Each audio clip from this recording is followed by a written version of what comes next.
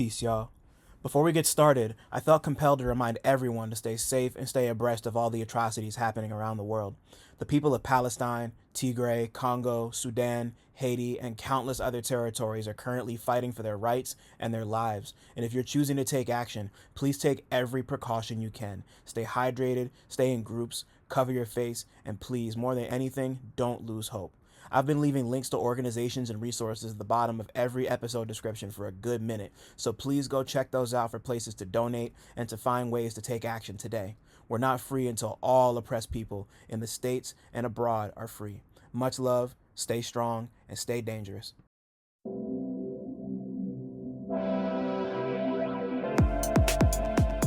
What's good, y'all? My name is Dylan Green, and this is Real Notes, a space dedicated to blurring the cultural and artistic lines between rap and film. I'm here to chop it up with everyone from rappers and producers to journalists and video directors about their relationship to movies and how, if at all, film inspires their craft. My guests this week are Connecticut-via-New York rapper-producer Polo Perks, Atlanta producer-rapper FearDorian, and Milwaukee rapper AyooLii. We spoke about their recent show at Substance Skatepark in Brooklyn, movies like Elephant, Wally, New Jack City, Don't Be a Menace to South Central, several Disney Channel original movies, the power of knowing the history of your influences, how they came together as a trio, blending lowend and drill, and the creative process, and plenty of stories behind their latest project, The Dog's Chance. Come fuck with us. What's cracking, everybody? Welcome back to the hottest episode of Real Notes on fucking record right now. Reporting live from the heat wave. Dylan Green, CineMasai. Got a lot of names, do a lot of shit. Outside, inside, all sides. I saw a pair of vapes. Oh my god, that's so crazy. I saw a pair of vapes. I got my papers in the side pocket. I saw a pair of vapes melt into the sidewalk on Union Avenue in Brooklyn yesterday. It's fucking hot as hell. It's been like 95 degrees every day. What am I looking for? It's all this shit. I was trying to find the grabber too. My bad. Nah, bro, you're good. Fucking, but yeah, nah, we're here. That's pre-rolls. Not that. You want to... Yo, I can hear you like that mic is on. That's wild. All right. It's on. Yeah. It's on. I'm trying to tell you. The mic is on. Nah.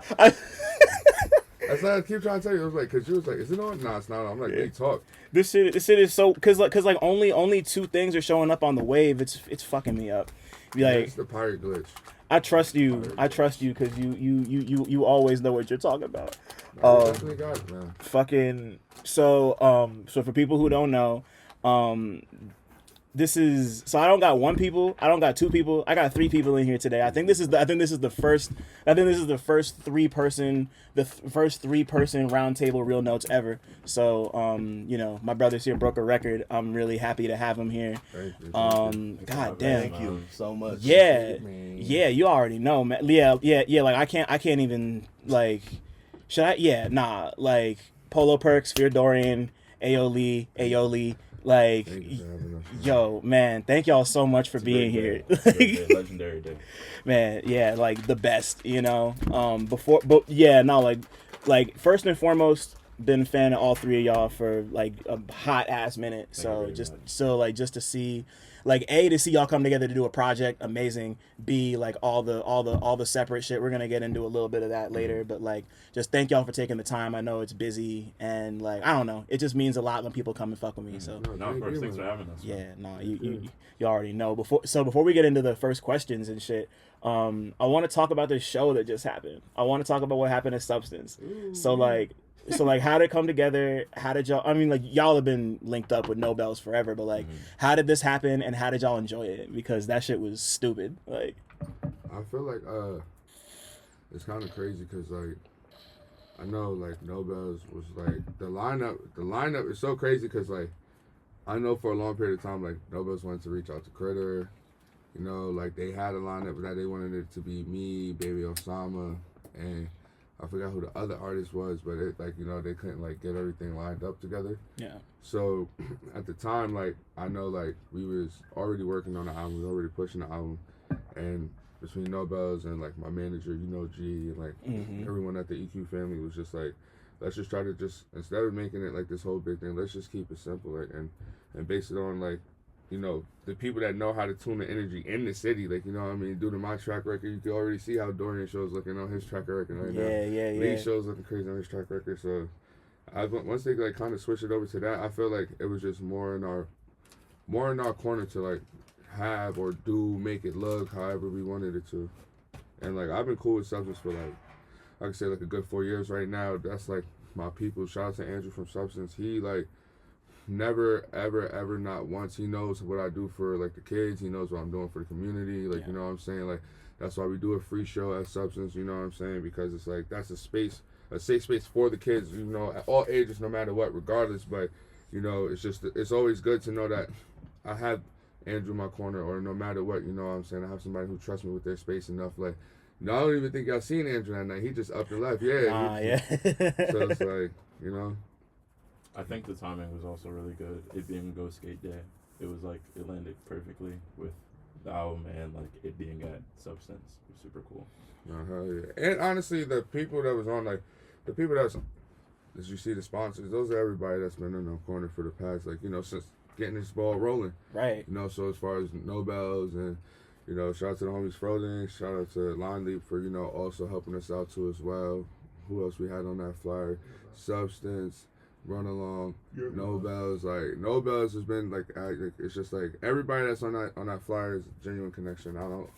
It should have only happened that way. Right, always. And yeah, like, I could just tell just based off, like, the way niggas was in that pit, like, you know, like, just like I was like in the center of it for a handful of songs, and just like I can't remember the last time I was in a pit, period, but just like it just felt good, you know, like. I turned around and looked like that because I've been saying, like, you know, we're gonna touch it. I'll like probably have to like run through this shit again, but it's like it's been so much going on out here, bro, and then music in general, right? Yeah. Where there's a big not selective, but there's a big group, a big audience of people that no one's making music for today. It just stopped. At one point, it was like the most accessible, tangible thing that we can get. Like, oh, at any point we just looked over it, and then now you look up, it's like, oh, like no one's making that sound of music. No one's catering to that audience. Right. No one's catering to just like, you know, just your everyday average, like, and it's just like that. Those people matter a lot. Like, you feel me? Like, yeah. It's like we don't always have to make something a gimmick or like a sound or like a trend. Right. You know what I mean? And even in this situation, it's like I feel like it will also work good because you got artists like AyooLii, who's from Milwaukee, artists like me, who's black, but also use rock stuff and had to make it seem like it's not a trend or a gimmick. You know what I'm saying? And then you got the sound that's being used and stolen from every which fucking way impossible from his fucking city right now. Yeah. And no one's giving it credit, and it's like no one's taking it serious, and now we dropped this project and everyone's taking it dead fucking serious, and that's what matters, like. Mm-hmm. Yeah, nah, like, like more than anything, like Milwaukee's been going crazy these last couple of years, like particularly last year, like seeing, like Lee, you've been so prolific. Like I can't keep up with the amount of music you drop. Like, what prolific means?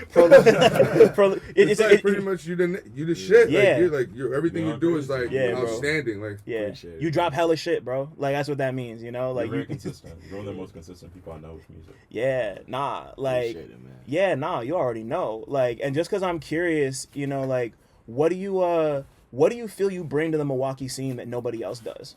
Like, what's the most AyooLii thing you bring to what you do? Shit, I just be being myself, really, and hopefully motherfuckers go off that energy. But like, even what Polo was saying, like, you know how you do the rock star shit. Mm-hmm. Like, Milwaukee people don't really, like how the tape was, motherfuckers don't really fuck with the tape like that until it's like one song that goes viral, or it takes something like that for a motherfucker. But it's like, just for me to be doing this, like what I'm doing right now, it's like, oh yeah, I'm on something completely different than what they on type shit. Yeah. And I just bring like, everybody be too serious and shit. I be bringing a little joy and you can still have fun. Right. And you know what I'm saying? Yeah, nah, like hitting your phone like a bill collector, like that's like fun, like that's so crazy because on the way here, I'm listening to the album and I'm just thinking like, that's such a crazy opening bar. Like, you just like you bring a lot of comedic relief. People do be too dead serious. Witty, bro. Like witty rapper. It's very like fun bars. Like And it's it's very like- fun music. My personality matches the music. Right. Yeah. It's like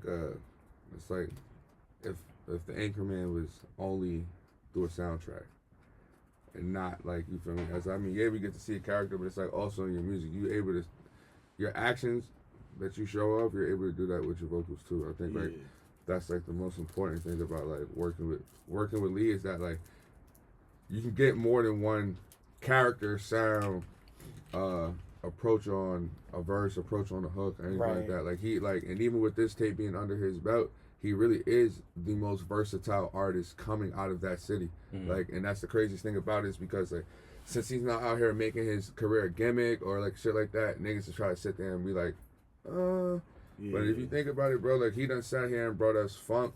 Yeah. He done sat here and did a whole rock album, country song, country samples, like all types of shit. We even got a Drain sample out of this kid. Like, you know what I'm saying? So it's like, it's really like, this really is the most versatile artist, and I'm glad that we got this tape out because it's like to the people who really do care about music and do care about hard work and do care about whether a project is really based off fun and natural and not like go in the booth and sound like the last 10 niggas. Right. Yeah.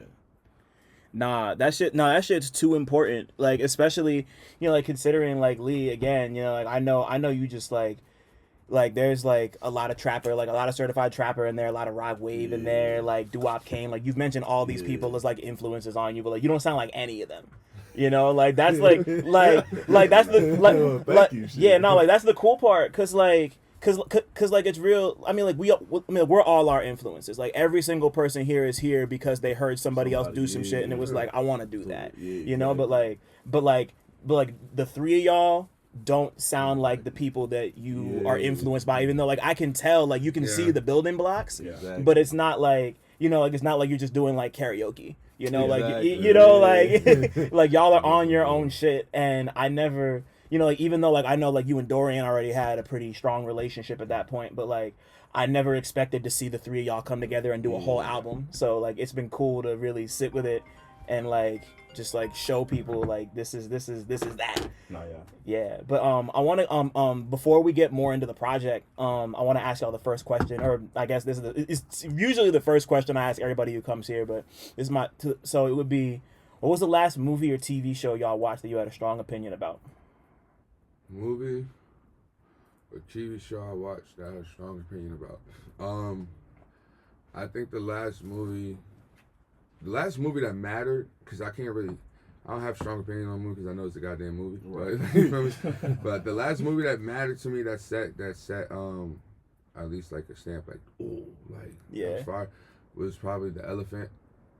Like The Elephant, yeah, for sure, The Elephant.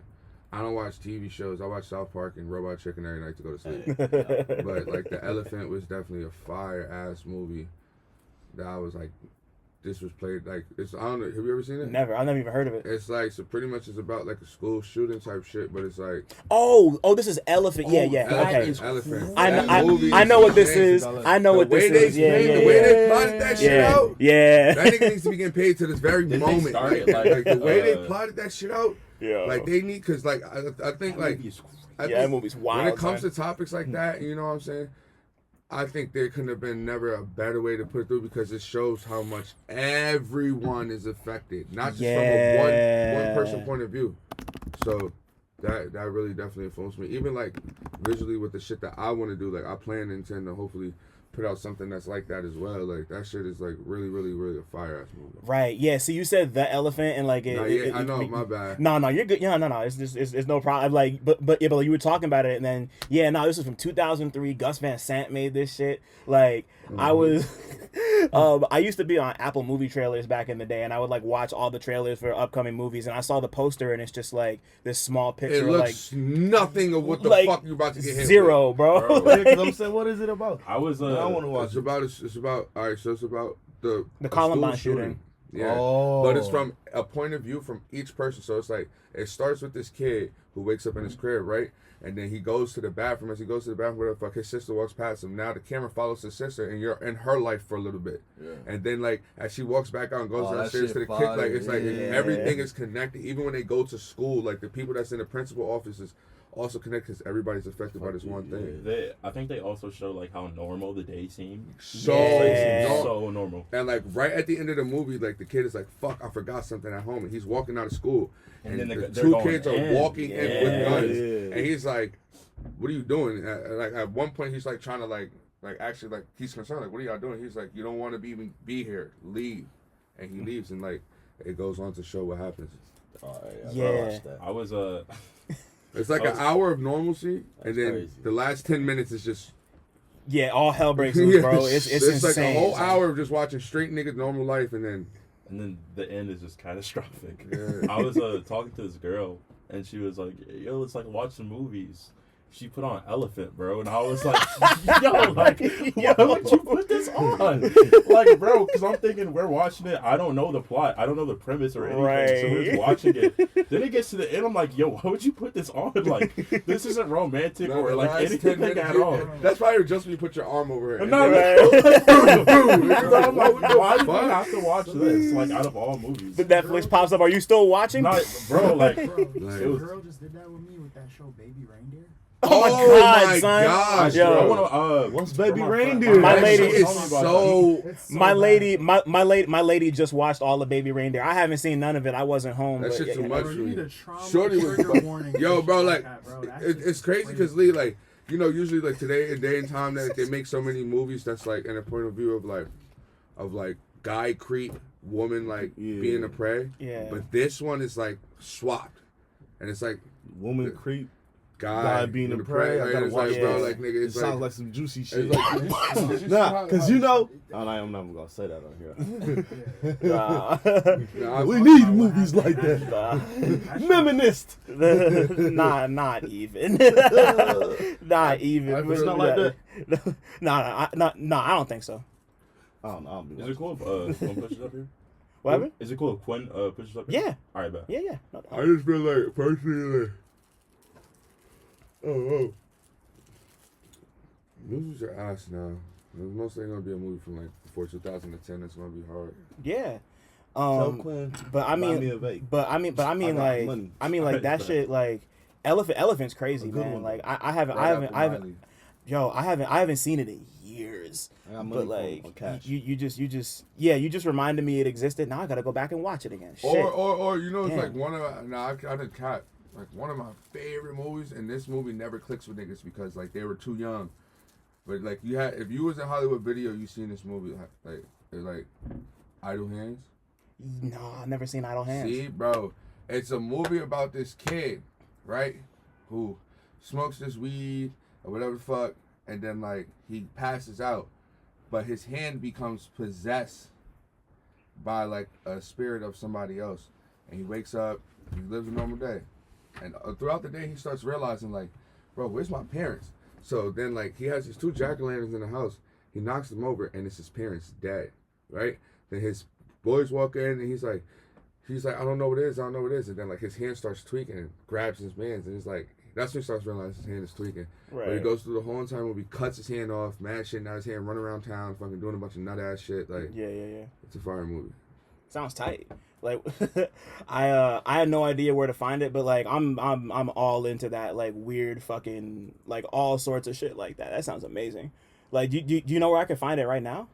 You probably can literally find it like Netflix or either like HBO. All right. Cool. Yeah, no, I'm finding it in that case. Dorian and Lee, what about y'all? What was the last thing y'all watched that like made an impression?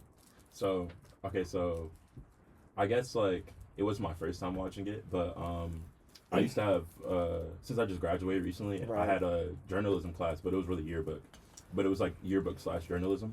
So for my final project, they were like, okay, you have to pick like a Disney movie and do a film analysis on it, essentially. So I picked WALL-E because one particular summer, I was like, I had to be like maybe like 10. I was like super, super duper young. But like we didn't have like no cable or like nothing like during the summer.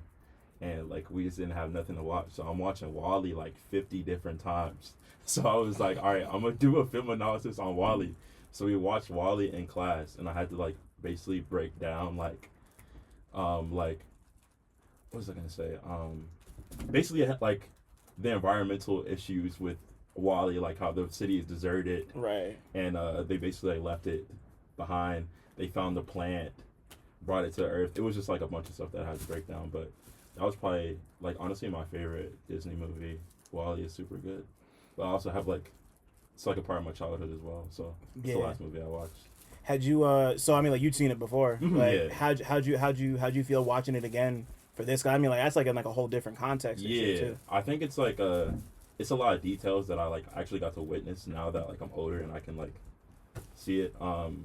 Definitely like I don't know, like it's kind of mad dystopian. Like I didn't realize how dystopian it was when I was younger because it's just like, oh, it's like a Disney movie, let's throw it on. But like now I'm older, I'm actually rewatching it like with full consciousness. Like I'm seeing how dystopian it is, for sure. Yeah, and it's just like a little hopeful. You know, you got like you got like the tree. Yeah, they have like the little the little plant that like the Eve robot has, and Eve like automatically shut down when they found the plant, and then Wally's like.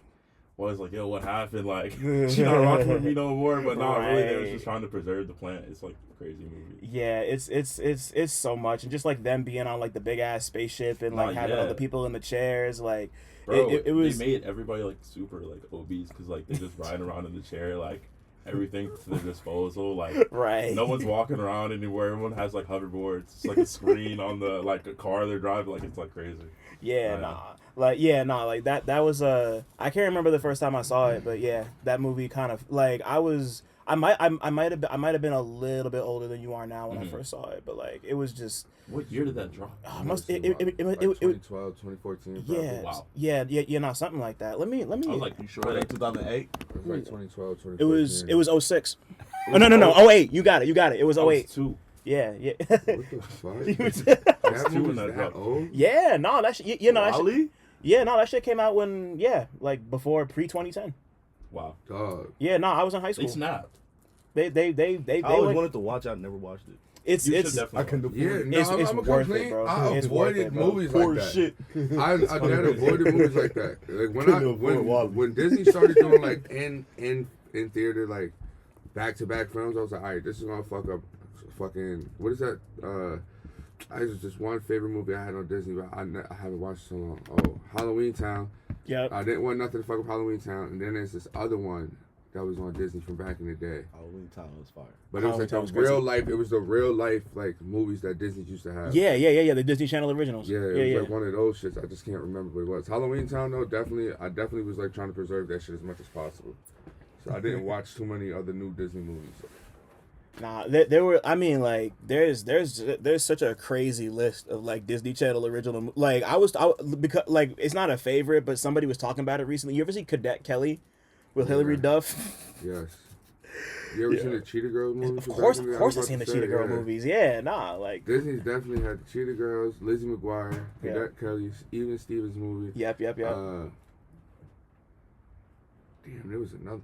Yo, what was that girl that used to? All right, she went from Missy Elliott videos dancing. I know exactly who you're talking Disney about. Channel. The girl who was like dancing on stage and she, like with the squeaking sneakers and shit. Yeah. She used to be on Zach and Cody. Yeah, bro. Yeah. What's her name? Bro? I don't know her name. I was trying to bring it up the other day, bro. She put in twerk. Like she really did went hard for Disney. Yeah, honestly, like. She was in Camp Rock too. I think. See? She was doing everything. Yeah, they were. Came from Missy Elliott videos. Yeah, That's she's in the Work It video, right? I'm pretty sure. Yeah. She's in like 3 of them shit. Yeah, the first time I remember seeing her was in the Work It shit. She might have even been in she might have been in the Lose Control video. Yes, I can't remember. It was all things. Lose Control, Work It. Damn. Yo, good time. Crazy shit, man. Before we move on, Lee, what was the last thing you watched that you felt like strongly about? You have to be Black Mirror. You seen the Black Mirror shit, right? Yeah, not all of it, but which one are you talking about? Shit. Just all of them? No, not all of them. No, not all of them. It'd be some like I just like the concept of what the fuck they be doing in there, like you know, especially when it be the futuristic shit. Like Mm-hmm. I'll be wondering like how the fuck everything gonna be in like 50 years and shit. Cause Yeah. shit different right now. This shit was in here, so it's like when they be doing all that, there's just one where it was a dating. I guess it would tell people like how long their relationship is. Everything Yeah. all off the years. I know what So you're like, talking about. nigga, AI could do that shit damn near. Who knows? Right. You know what I'm saying? You ever seen that episode where it's like people rate every interaction they have with you? Yes. Yeah. Yes, and you got rated, and then Yeah, you and lose, if you you can lose your them, job. it's like everyone looks at you crazy. And Right. Stuff, like, you gotta have a put on 5-star rating to like yeah. interact with people and stuff. Like it's kind of crazy. Right. They didn't let her on an airplane because her Yeah. rating was too low. Remember, what was she trying to do? Go to a wedding? A wedding or some something. shit? Yeah. And they were like, you need to have this certain amount of stars to get on this plane. And she was like, oh, but like. She starts arguing with the clerk, and that brings her down even more points. Yeah. Right. That's crazy. Yeah, no, they they don't play about that shit. Mine was there was one where they made this like interactive horror game that was like a VR type shit. That's the one I like And- too, where they yeah. put the shit in his head. And then like it ends with him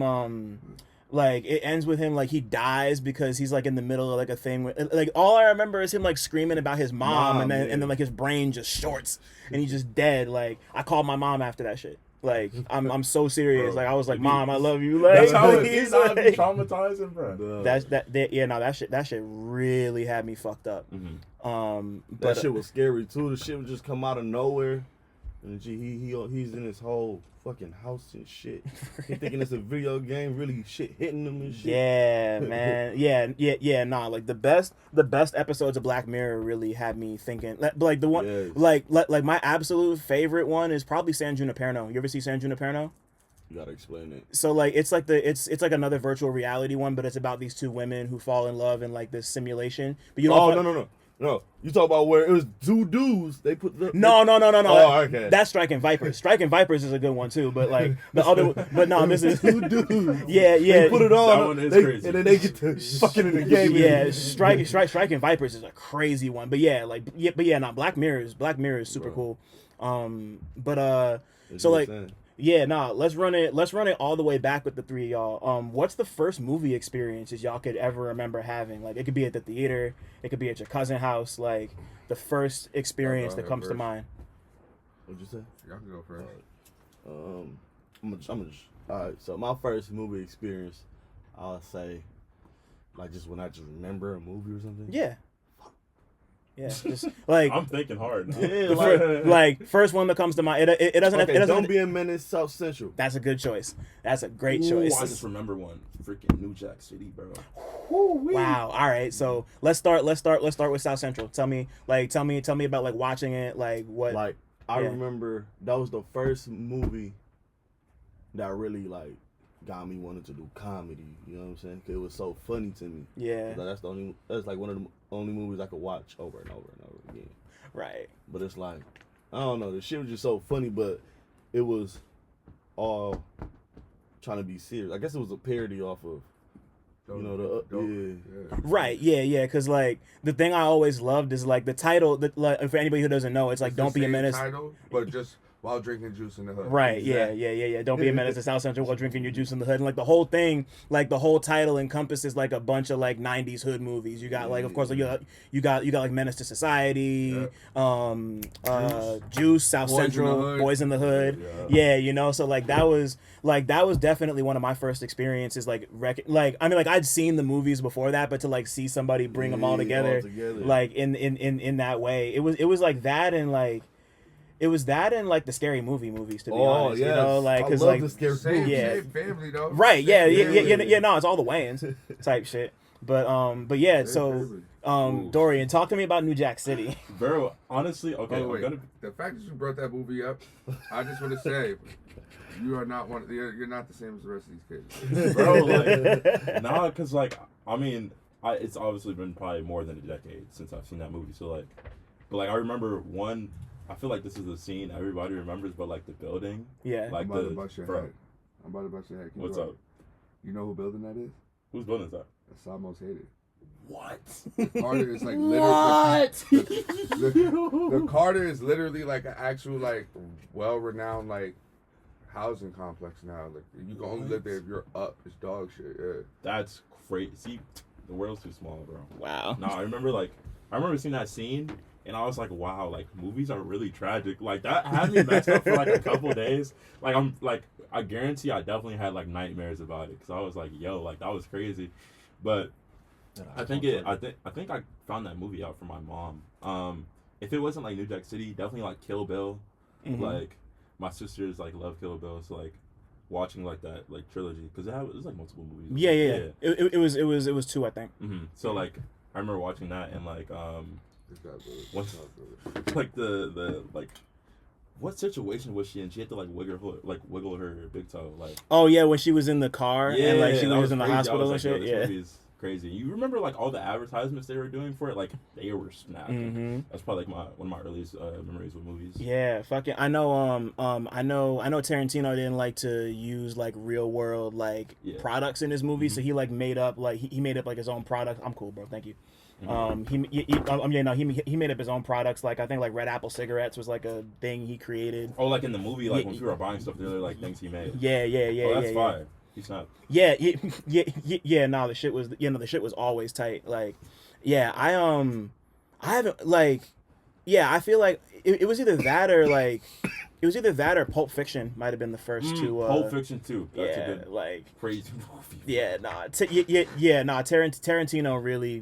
Tarantino throws a bunch of people into like their first like movie experience, like first like movie experience. So yeah, I get it. No, yeah, it was very real for me at my young age. I was like, wow, this is so serious. Oh God, he don't smoke. I was giving it to him so he could pass it. What was that? Was it a Quentin? I think it was a Quentin Tarantino movie. It's like an old dude and it's like a car. Nigga, Gran Torino. Yo, That bitch movie hard is- as hell. Nigga. I just put my girl into the movie the other day, nigga. That movie is hard as fuck. Bro, that movie is crazy. Yeah, because that's the one with Clint Eastwood, right? Yeah. Yeah. Nah. That movie's nuts. I feel like It's been a while. my first memory of a movie. My first memory, you said, what is it? The first one? Yeah, like first movie memory you have. Who Framed Roger Rabbit and George of the Jungle. Hey. The real life version from back in the day. George in the Jungle? Mm-hmm. Okay, for real. Wait, hold on. Yeah. Because I remember that shit. Nah, my shit. Nah, for real. Nah, shit. When he put on the up tempo. Yeah. When he put on the up tempo, it got low. Yeah. My baby. Yo. Yeah. Those two is my first memory.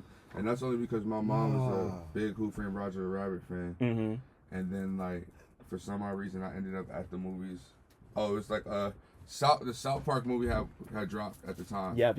And my mom was like mad that my dad brought me there, so she ended up afterwards bringing me to George's Jungle. The same day. Yeah, same Crazy. day. Y'all ever seen that movie? I think it's called Animal or some shit. Like the one with Rob Schneider in it.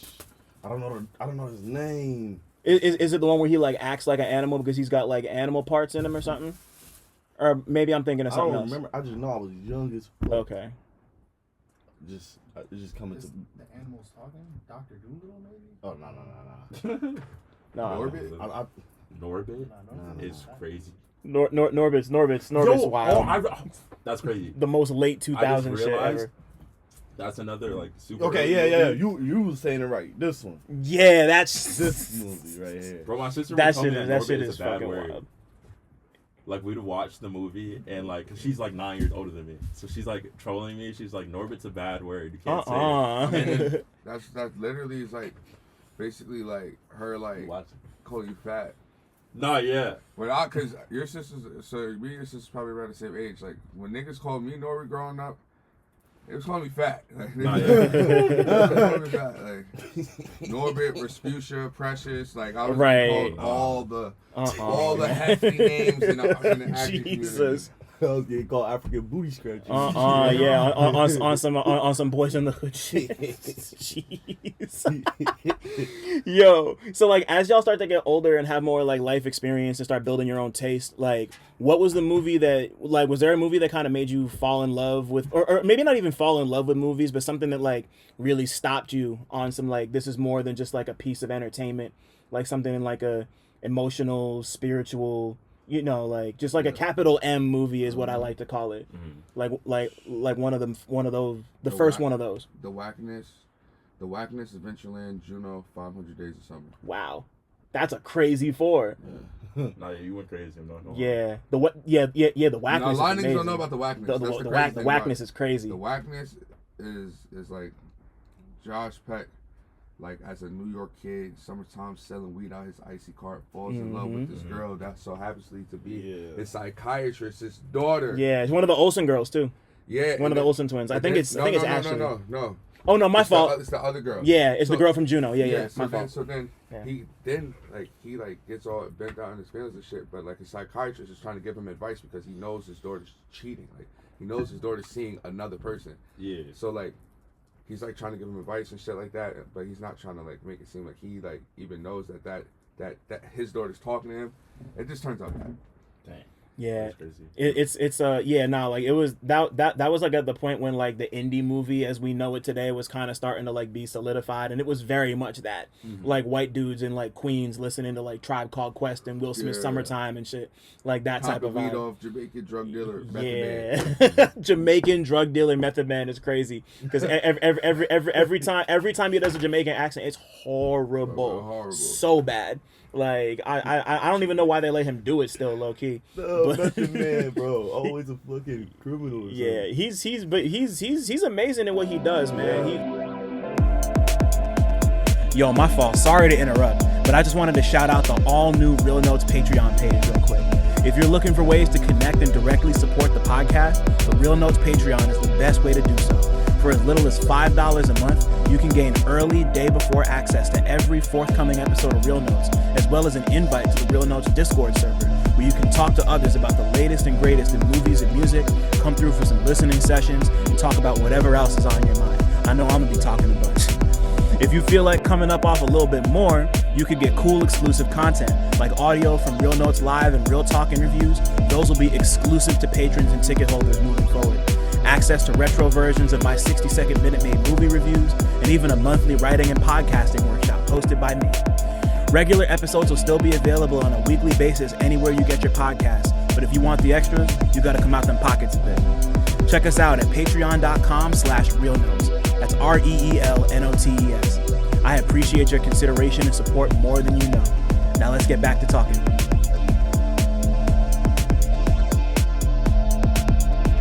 He really crossed over in a way I never saw coming, so always shout out to Method Man. But what about y'all? Like, as you got older, was there something that really connected with you in like a... I think Perks of Being a Wallflower is really good. Uh-huh. I like Eternal Sunshine of a Spotless Mind. That movie was crazy. Classic, of course, yeah. Classic one. What's another one? Shutter Island was super crazy. Shutter Island is wild. Like my sister showed me that movie one day, and I literally like had a panic attack after because the plot twist was like so crazy. Yeah. I was like, hey yo, those three for sure just like made me like wow, like the film industry is like crazy. Like it's just like insane. Like the concepts that people even come up with like present in a movie is just insane. I definitely say those three for sure. Yeah, nah, like like Shutter Island in particular is that one is nuts. That's probably like one of my favorite movies like ever. Probably like top 3 to me. Man, like I saw it in the theater when it happened, and just like walking out and just realizing that like son just got like lobotomized. Just bro, really... literally like all of it was fake. They're like. Oh, this Dad, indica. Oh, I dad. Bro, that movie is crazy. I just watched that movie for the first time last month. What happened? I just watched that movie for the first time last month. Oh, crazy. Yeah, nah, it's the whole shit is fake. It's a wild one. Like, bro, like he's like, no, like this shit is real, and they're like, nah. Like, but see, there's another movie that's like that, bro. That's real recent, and it's about this guy who like he's with his daughter and his dog, and his daughter falls into like a construction pit. Yeah. And he thinks like his daughter's just like sick or something. He brings her to the hospital, and like afterwards, like they're like, your daughter's not here. And he said, what? Like he tweaks out, nigga. He thinks his daughter's there, but he's mental. He don't want mental in his brain. Right. And kidnaps a whole nother patient. What? I feel like I know what you're... Wrecked. It's called like Wrecked or like something like that. It's like Wrecked or some shit.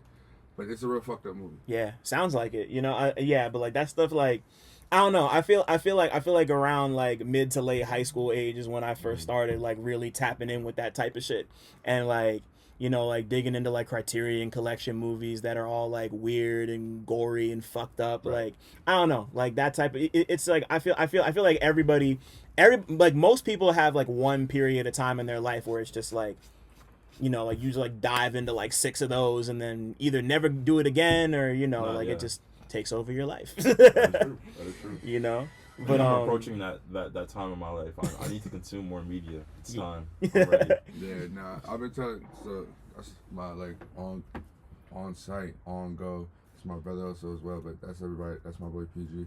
He shot like Allendale Drive, Snow Patrol, and everything like that.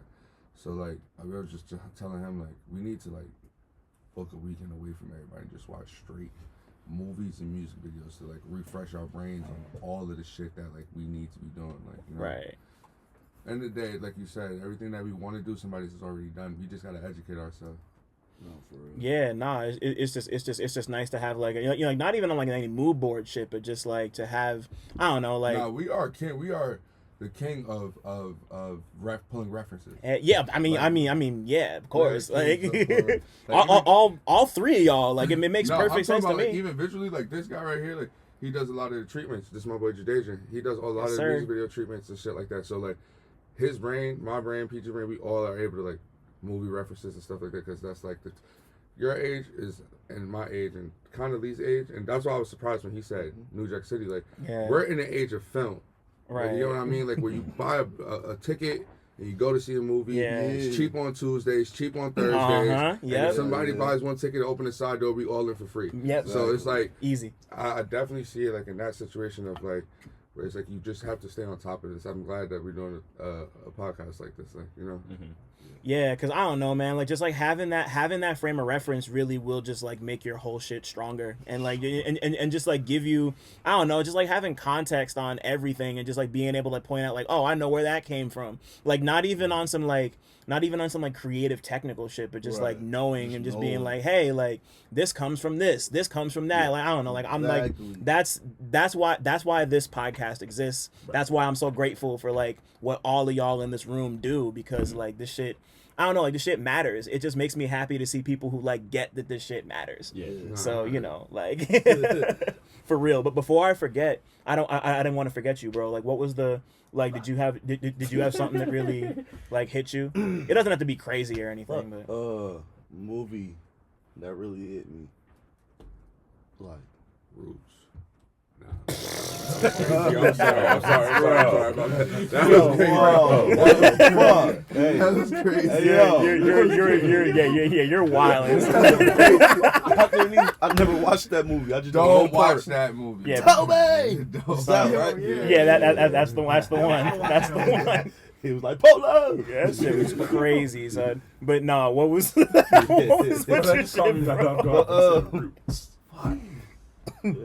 I don't know. Because, you know, I can't really remember shit. It's cool if not. Movies. You talk about a movie that hit me? Yeah. Shit. Keep thinking, bro. It's all right. It's back there somewhere, bro. Yeah, no. It's there. No, it's there.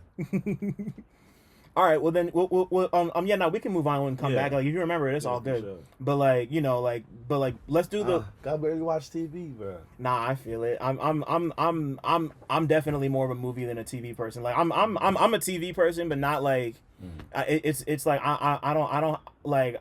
I'm like y'all, where I'll just like throw on like some old shit. Like I'll throw on like Futurama or The Simpsons and just like that's me right now. Yeah, like that's Family Guy changed right. my Yeah, shit. see, I love yeah, like that yeah, no, like that type shit. But like, fuck with Seven Heaven growing up? not really. Like the show Seventh Heaven? Yeah. Not really. I mean, my only reason I ask is because like sometimes you ever get the gist where you just like sing a theme song from a show. Some shit that you ain't seeing mad long. Yeah. That shit just used to hit. Like, Yeah. That's the only reason I asked. It's like not a lot of people remember Seven Heaven like theme song. We all know Dawson Creek though. Right, yeah. We all know Dawson's Creek. We all know like fucking. I mean, even if you didn't watch it, like everybody knows the Friends theme song. You know, like it's just kind of there. I didn't watch Friends. Right. I wasn't the Friends person. With it. Nah, but like, but like, let's do the same thing with music. Like, when did music become capital M music for all three of y'all? Like, when did it go from being like a passive thing that was just kind of like, or like, was it ever a passive thing that was just in the background to becoming like, this is music? Like, you know, like not even in terms of like making it, but just in terms of like, I fuck with music. You know, whoever wants to go first. I'll start first. So like I was saying, I have an older sister. She's like 9 years older than me, and like as I'm growing up, I'm probably like let's say like 2012. Yeah. So like at this point, I'm like 6 or 7. He stole my Like story. it's like nah. It's like what's I gonna say? Like, bro, he stole my story. Stole my story, man. But nah. What was I gonna say, bro? You just caught me off guard. Fucking. I was gonna say my sisters, yeah. She was like showing me music like it was this album. What's that Nicki album? The Pink Print. Yeah, the one with the thumbprint. That Yeah. was fire. I was like, whoa, like she just started showing me all this different type of music because she's growing up in like the Tumblr era. So Right, she's like right, passing all the swag down to me. It's like she was showing me stuff like Kenny Rebel, like Corbin. What else was she listening to? Like old Drake. We listened to like Chance the Rapper. Yep, like yep. What's that album? Acid Acid Rain. Yeah, Acid Rain. I mean Acid Rap. Yeah, Acid Rap. Acid Rain. There is a song called Acid Rain. on Yeah, there. yeah, That's yeah. what I thought it There was. is. One of the hardest songs on there too. Crazy That beat fucking is song. crazy. So wild, man. That beat is crazy. That's Yeah, like. you got some producing we gotta do when we're done with this interview. Wait, you said what? You got some producing you gotta do. Bro, not. I gotta tap back in, bro. Yeah. What's that SZA album that Chance was on? It's Lager, Z, I think, right? Lager, Yeah, like Z. Lager and That something song like that they had specifically, Mm-hmm. like, essential to me. What else? Did you fuck with Because of the Internet? The Childish Gambino album? Yes. She was playing that like heavy as well. That was a great album. Crazy. There's no album better sequence than that album. Bro, snapping. Like Sam Smith too. Even like Current Joys, bro, which is crazy. Like stuff like that. Like she's showing me all that, and she had a Kindle. Not let it yet. Like that song dropped around that time. It was like 2013, 2014. What was I gonna say? She had a Kindle. She gave me a Kindle. Right. So like, I'm in Atlanta.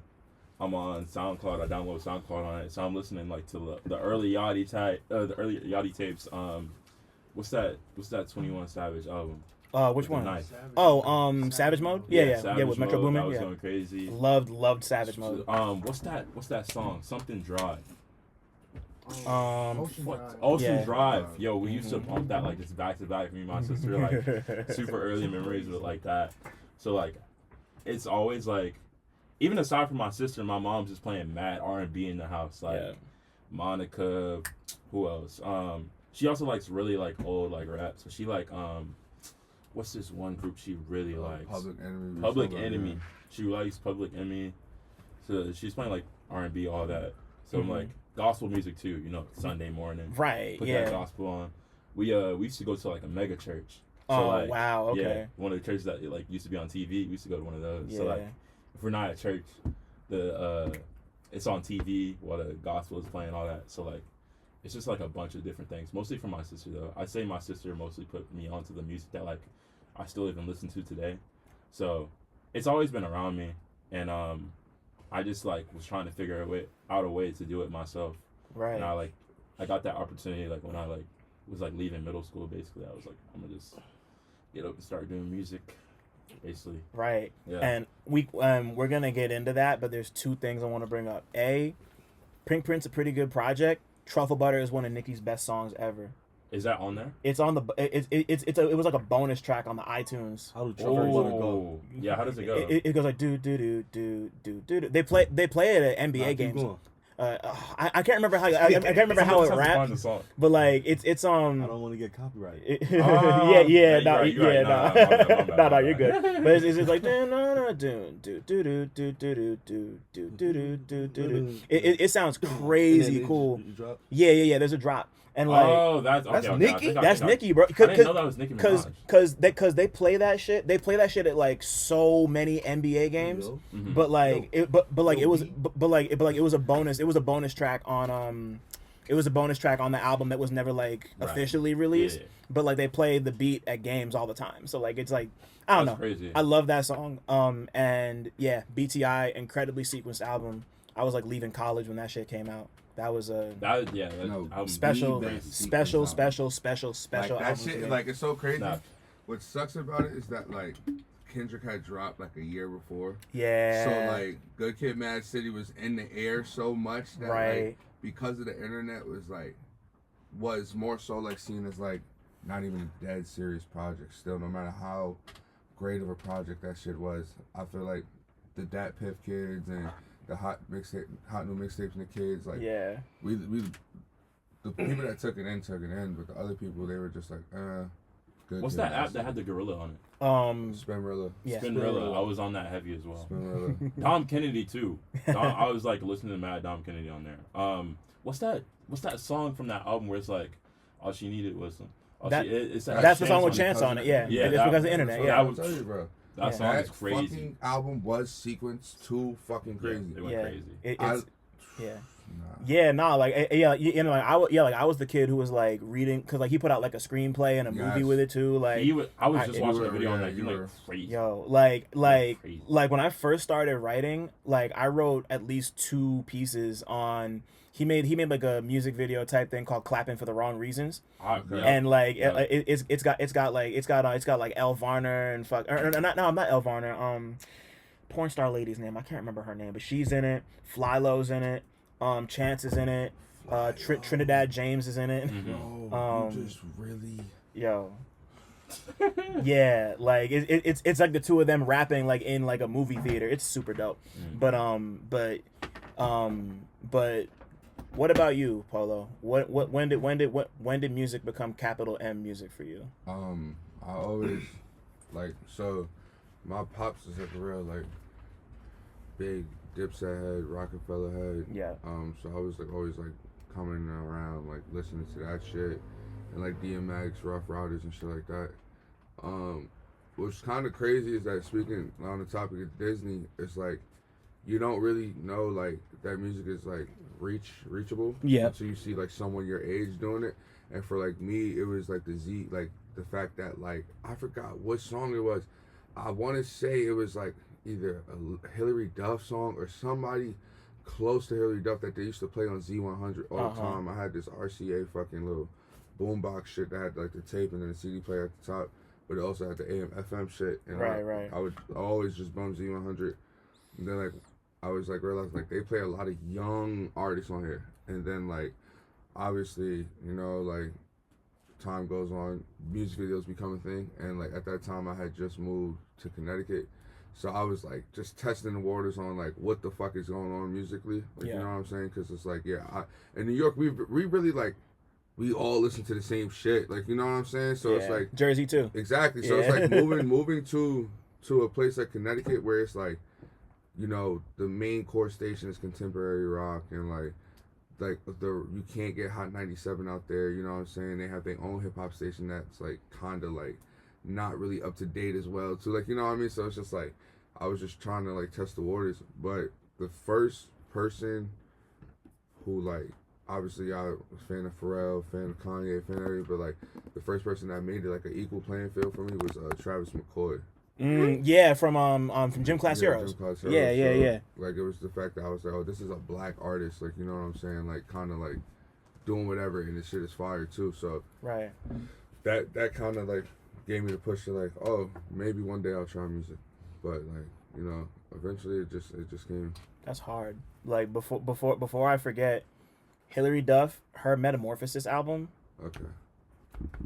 Yeah, I was a big Lizzie McGuire fan, so I just I ran that shit into the ground.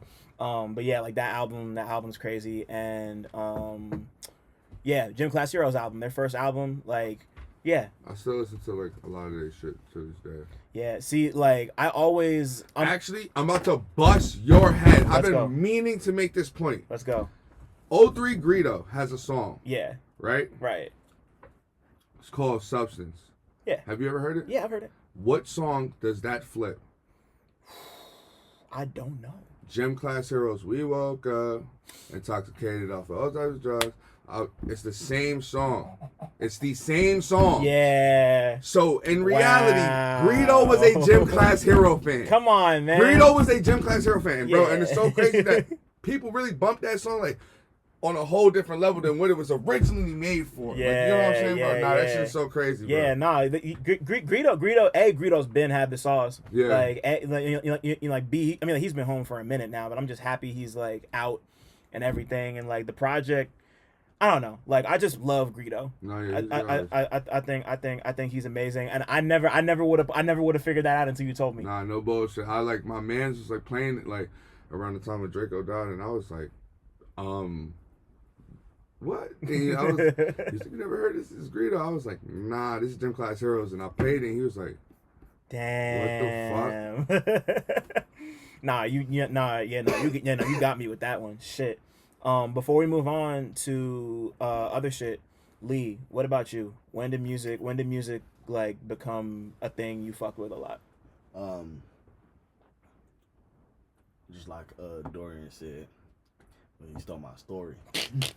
Hey, bro, I can't have a sister, bro. Like My sister, Yeah. was the one that used to want to do music and shit, but she was listening to pop music, Katy Perry, you know, Sam Smith, I think that's his name, and shit like that. You know what I'm saying? And we used to watch playing like Disney Channel and all that shit, like Disney was the China and McClain and all that shit, that dynamite shit, all that shit. That's what I really used to just listen to, because she used to play that shit over.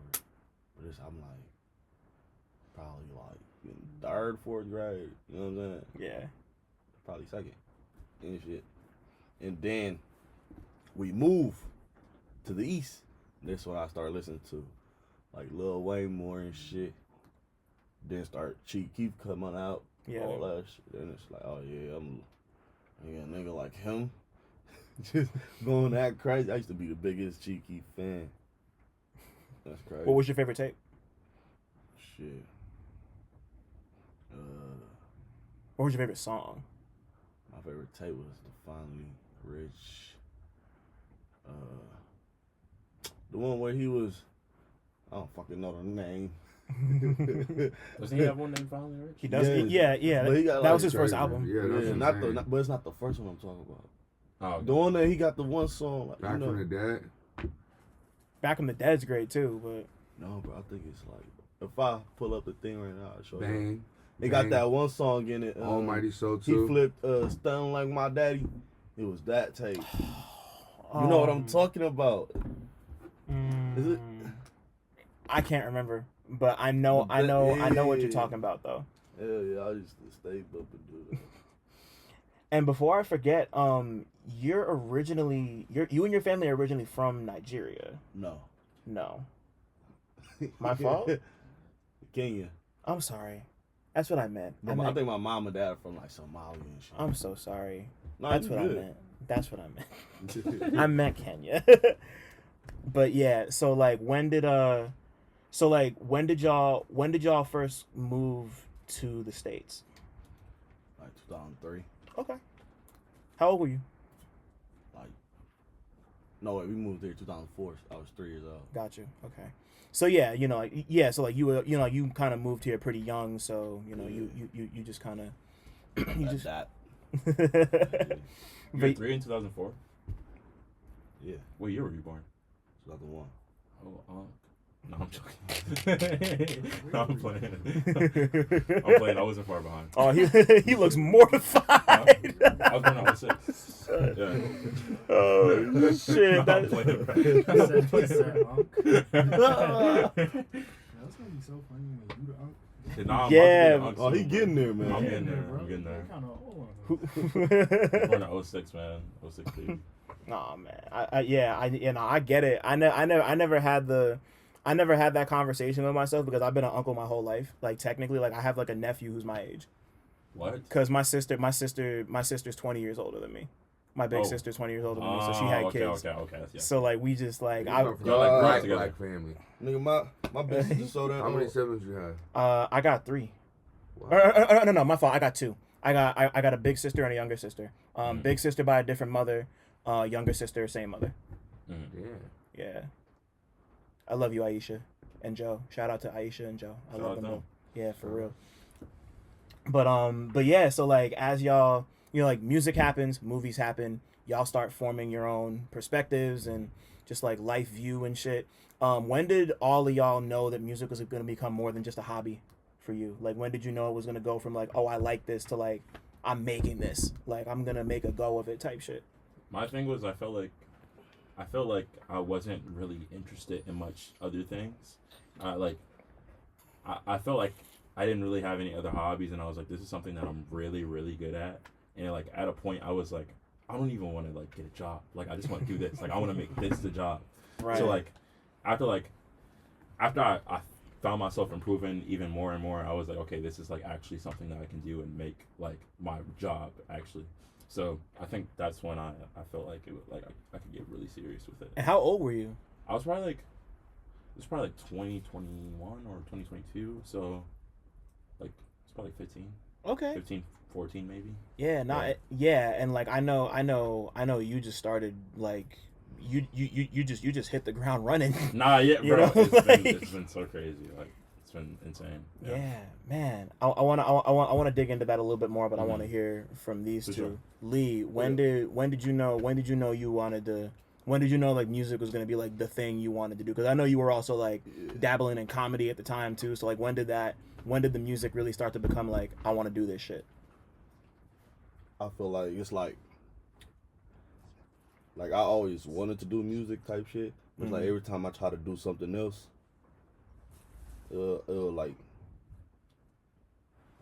be like I always get brought back to music. Like I would say one time,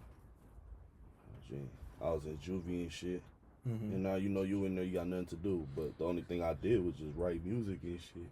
And I was sending letters to my girl and shit, talking about something. When I get out, one day I'm gonna be a big rapper. Just watch. My baby. It's just like, I don't know. Now you AyooLii, bro. Yeah, hey, man. Now you AyooLii. I was telling her that shit. I was 16. I was 16 years old. Damn. And she writing her letters and shit.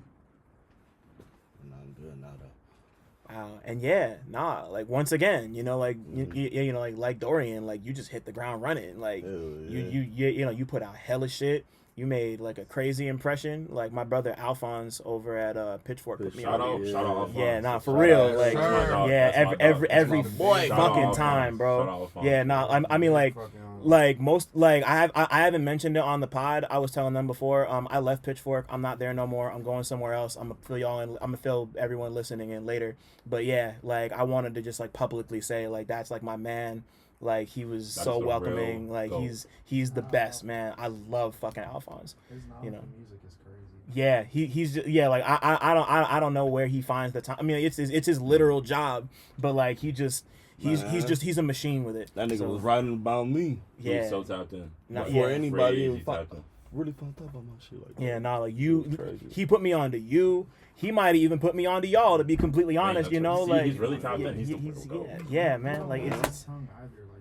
He's very honest. Appreciate that. Yeah. He's not gonna be biased. Like he's just gonna give you a great musical. Yeah, like he's just like he stays 10 toes. Yeah, that's that. I like just wanted to say that's my brother. Shout out Alphonse for real. So Polo, what about you, bro? When did you know music was gonna become more than just a hobby? Around like beginning high school time. I used to show like that was like around the time I had moved back to New York, and like I don't know. Hey, yo. I used to just make music off like I was like, why my man's laptop and Hey, Xbox. Hold up. This was like in 1944. He giving us them old stories. 1944. So it was like I usually record off like this HP laptop and an Xbox headset. But like, I remember like the first time like showing people my music. I was like in school and computer class and shit, and it would be like these like a couple girls that like, you know, like that'd be like the social girls that's like, you know, cool with everybody, you know what I mean? Not no stuck up shorties, anything like that. But I was like comfortable enough. I was like, yo, I want to show you my music. And I showed her my music, and she was like, you sound white. And I was like, all right, well, at least I'm doing something different. I can probably make some money off of this shit. And I just took it serious then, but not so serious. And then in like 2018, I was like my first time. 2017, 2018, that was like my first time doing the whole like going through label offices and stuff like that. But not for myself, for a different artist, but like, you know, actually seeing how shit is. Mm-hmm. This shit's a cakewalk. Yeah, that's crazy, because this is my first time seeing all this shit. Yeah. And I didn't even see shit yet. Right. Yeah. This is my first time seeing shit. Yeah, because I mean, you know, like that's a great point, because like this is like, you know, like y'all are going on like a full blown press run. Like I know, I know, bro, y'all are talking to later. Shout out to my man Olivier. But like, you know, the dog. Yeah, no, he's amazing. But yeah, how's this press run been, man? Like y'all have like really been traveling all over for it. I mean, I'm personally, I'm happy that I'm doing this with these guys right here. Mm-hmm. You know what I'm So saying? insane. Yeah, no, This because is, like, crazy. To be real with you, this is stop number one. No, right? Yeah. Yeah, no, So it's like, like, I mean, how I feel about it at the end of the shit. I mean, hey, as long as I'm on a flight home, you know what I'm saying? Nah, That's for real. it. It's I miss on a my flight home. dog. Yeah, I literally miss my house. I get it, man. I think all my packages are getting stolen right now. Yo, I'm not even there to get them right now. Yeah, you're there. He usually picks up my packages when I'm on the road, so it's like, if he's not there, like, fuck. It's over. But yeah, nah, like this being, you know, you know, like I only asked that because, you know, like you just graduated high school, like you're coming here from Milwaukee, you know, like this is like y'all are like doing like the New York press run, Like, you know, like this is literally my first time, and bro, if you had told me that this was gonna happen even like a year ago, I'd be like, you're lying. Yeah. Like, I wouldn't be in New York right now, like doing like press and stuff. Like even on this podcast, like, Now, you know what's so crazy? It's like crazy. That's back. Because we had a conversation about, like, how things would go. Like, if But, we like, dropped this it's still, like, it's shocking. Because we Seeing weren't it, like, sure in if real this, life. like, yeah, exactly. This project has been, like, like, Mono did the interview damn near almost, like, a year ago. Like, Right. you know what I'm saying? It was, like, probably about to be fall time when he had shot the interview. right. And shout out to Mono too. No, Shout yeah, out shout to out to Mono. Mono, And shout out Millen. to Nobel. Yeah. And it real. literally was, like, the album had already been in hold for about, say, 6 months. Around, like, 6 months, probably 5 months around that time. Right. And like, so like, it was a lot of things that like I would like have conversations with him on, like, you know, like, cause he would ask questions and like, but like we didn't really think it was like seeing it play out in real life. Yeah, like, it's this is actually crazy. crazy. Like, it's insane. actually. Yeah, nah, like it's you know, like it's different when you got like the publicists behind you. Shout out to Dark PR and Yeah. Isaac and Sam and Scott and all of them, and like y'all like got like stops and shit. No, yeah. You know, like it's like you know like that's a different type time, you know, yeah. and like Nah, every for real. Having a schedule is like right. like nuts. Nah, like, for bro. real. Literally my first time doing like any of this. I just can't believe it. Yeah, like, And even with like doing it with them is like even crazier. Like, right. I think it's like funny because it's like, well, me and you, we already did our run, like, you know what I'm saying? So it's like, now doing it again, like, it's like, I'm like more so like, you know, for anybody who has questions, I want to know how it is doing like a PR run or like going on like, you know, we have to do like editorials and stuff like that. Like, don't be scared of it. Like, it literally is like something that y'all I'm not should gonna lie, I do. was mad nervous. No, yeah, it's I've been something mad that nervous all week. y'all should do. Like, people wouldn't ask to do it if they weren't interested. Like, you know what I mean? Exactly. And that's all I have to say. Like just to follow up on that for anybody who doesn't know, me and Polo did this for the Fader, like a year ago? Yeah, a year ago. Like, yeah. this was like, and it's crazy because I think it was like, you were like the first person before Mono who had got like a insight or anything on what was going on with me or like what was coming next and stuff like that. And I remember like the last question you would have asked, like, so like what's the big next? And like me and my manager was just like, bro, like it's a lot of things we gotta like solidify, but one thing we're gonna solidify is that we this is our sound, like, you know what I mean? Right. And, like, Yeah. and I remember like just like stamping, like, you know, there's a lot of things that like that's going on today, a lot of things that like musically and like not even just musically, but like other ways that like like I have a strong influence on, or like, you feel me? Like I'm not gonna say I started because someone has always done something beforehand, but I have a strong influence on it. Then like not only that, but in this world you can get a beat down the street. Yeah, for real. That's 10 minutes from me. too real, Not man. really. Somebody think they too good, go get a beat down the street. Bro. Like, Not really. nah, man. My dad makes beats, so I get it. Like, you know, like everybody, you know, like it's. Like you know what you want. Like that's one thing I've always appreciated about you. You know what you want. You know what you want. You know how you want it to sound. You know how I want it to be. You know how it wants to be presented.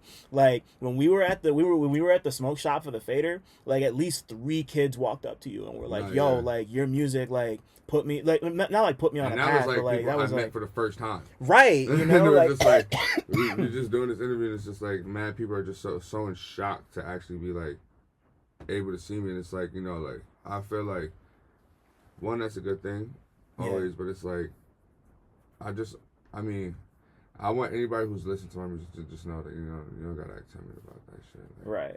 Something to express. And also, you feel me, you feel like another thing, like I said, interview is definitely like one of like strong. I still have your lighter, by the way. Still have your lighter. What was I ask you about that shit? That's Yeah, I so still have funny. your lighter. Anybody got an iPhone charger? Yeah, nah, I was gonna ask you about that because I saw a lighter over here. I was like, you probably still have my lighter. No, I definitely still got your lighter. That's it's crazy. I hilarious, keep it in the shoes that I don't wear, so nobody loses it, nobody touches it. Nah, but yeah, Mono left some shit at my crib too. Somehow, somewhere, when I do all these sit downs, like someone will leave something, and I'm just alright. That's hilarious. Oh my god. Before we move on to the project, I can't not ask you about your self-titled that you just put out. Yeah. That like I mean, like it's great. You know, like congratulations. You know, like thank you for writing about it, bro. Nah, I gotta man. say thank you. Yo, got me up. Nah, come on, bro. It's I like appreciate you. I saw you put it out, and I was like, I need to like when I was over there, I would like it was a combination of like being assigned things and me pitching things. I was like, I'm writing about this. Right. I listened to it. I was like, yeah, I need to do this. I really You know, do appreciate that. yeah, it's a great project, really cool debut, but like I just wanted to you know, like you've been you've been producing for people for years, like obviously these two right here, and like a bunch of other people, like of course, like we were talking about it off camera, like you were on the Richie project. Yep. Richie project's great, but like when did you you know, like when, like why was now the time to drop the Statement Piece debut project for you? Yeah, so I mean, I've done like a couple vocal songs before that, but it was like kind of more on a fun type. Somebody pass me one of those waters. But I had got a deal, and I was like, they were like, okay, we want you to do these projects, and I was like, okay, like I feel like we're also in a very weird time with music, especially in my generation. So like the kids that's like close to my age, and I was like, dang, like maybe I should like actually sit down and do something serious and like actually made a full project, because I had songs scattered around that like I never really like. The thought to make a full project was always in the back of my head, but I never like sat down and was like, I'm gonna execute this and actually do it. But yeah, like that happened, and around the time I was like, okay, like now I actually have an incentive to like make a full project. I have things to say. I always thought like, cause like before I was making beats, I wanted to be a rapper, but I made a song that was pretty bad. But so I was like, I'm gonna do producing, but I always told myself like I want to like master one thing before I move on to the other thing. I feel like I was in a very, very like comfortable place with like production, so I'm like I can actually give this a try with another skill on my belt, you know what I mean? So I think it was just that time, like it's that time to make it sit down and actually do it. That's tight, yeah, because like I mean, like you've always been pretty versatile, but like seeing the range on the project, like the one, it's near the end. I'm already Run Dry. Cause originally I think Raining in Brooklyn was my favorite at first, but you know, just like Run Dry is like that's like some like synthy new wave shit. Yeah. You know, like you got like the rock sampling stuff. You got like there's like so many different kinds of like FearDorian beats on here. Yeah, and it's it's like a sampler, you know. Nah, yeah, like, literally, it was because like a lot of those like it's funny that you say Raining in Brooklyn because like I was out here when I made Run Dry and when I made Raining in Brooklyn. And it was like two very different times, but like I was just walking in a thrift store one day and the sample for Run Dry was playing. I'm like, yo, who's on aux? Like they're going crazy. So I'm like asking the dude that's like the at the register. I'm like, you said what? I was saying cashier. Yeah, the cashier. I was like, yo, like what's this song? They're like, oh, it's this song called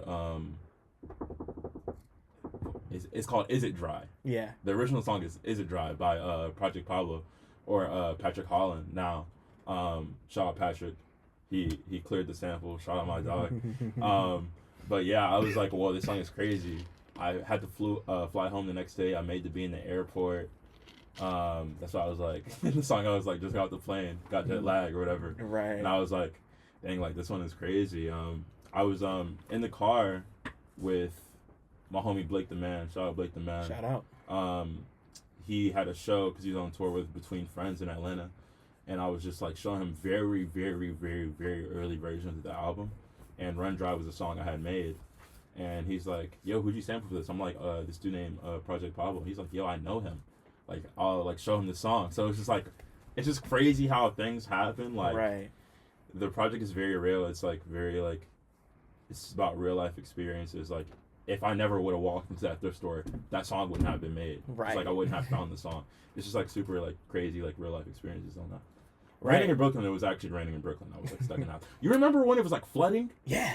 All the trains were shut down. Yeah, I was down here. And the shit was like something I like didn't have. I couldn't leave the crib, so I was like, I'm gonna just make that song. So it's just like, I don't know, like it's just really real life, right, on that project for sure. Yeah, like you're just like, like it's very, like you're just talking about like being at parties and being like disembodied, like that's the one that was one of the things that first caught me when I was like first listening. I was just like, I don't know, just like your writing was like super duper direct.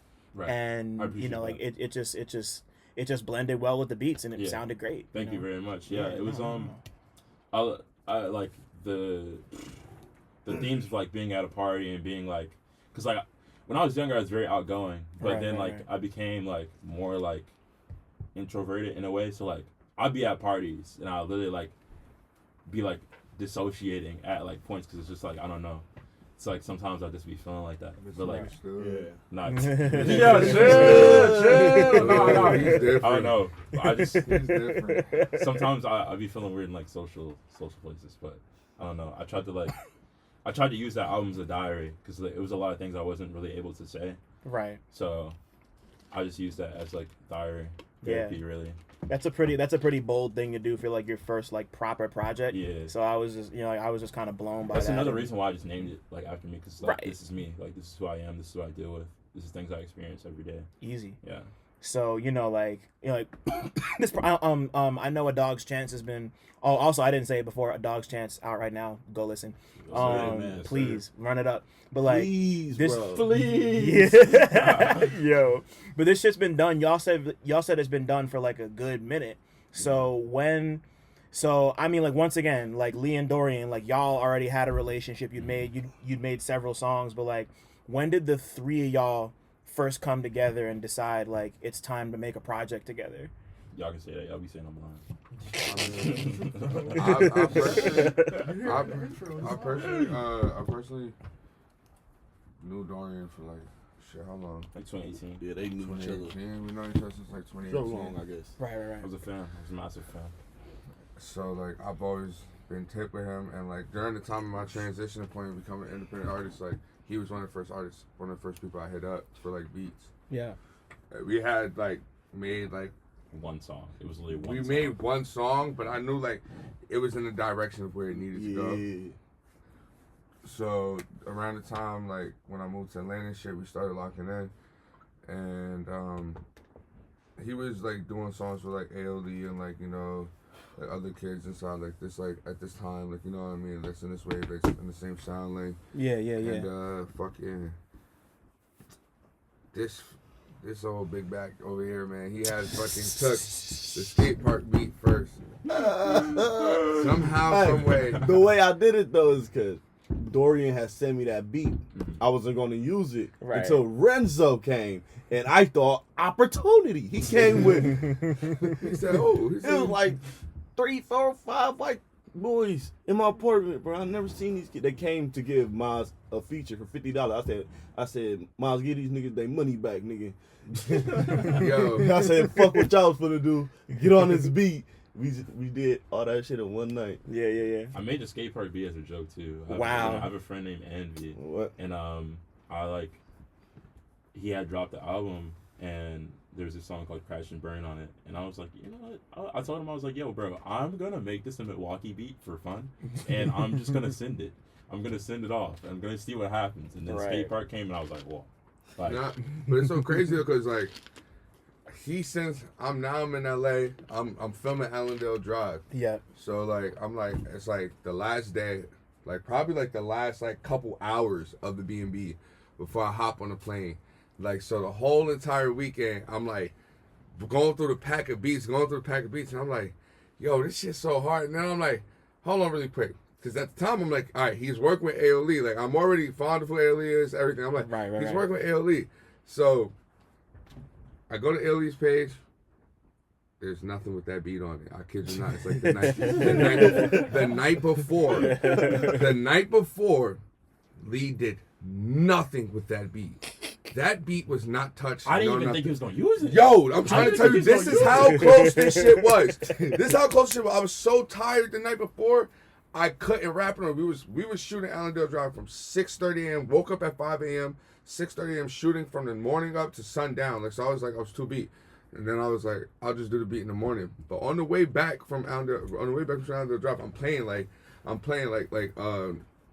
forgot what it was. I was playing like a couple beats I was playing. And then like that morning I woke up, I go to record on a skatepark beat. Yeah. New God came with a long clip. And then I listened to him. Like, nah, this shit snap. And someone's just like, dude, look at AyooLii page again. I looked at his page, bro, and there it is, fresh and hot on the top of the same fucking beat, and I'm just like, 7 people on it. I'm like, seven niggas on it, bro. So it's like I gotta go get all of them for this beat. Like I'm like, yo, I hit Dorian up automatically. My nigga, why the fuck would you? I was like, send yo, me- bro, my bad. I didn't think he's gonna use I was it. like, why the fuck would you ever send me a beat somebody else is gonna get? Oh I'm my like, bro, like the song I made is God, so son. hard, bro. You got me tight. Like I'm gonna switch it. So boy band, the lyrics of boy band is the original lyrics of Yeah. Skate Park. Mm-hmm. Oh. Cause I used Same the BPM. beat, same BPM and everything. Okay. I just swapped the beat out.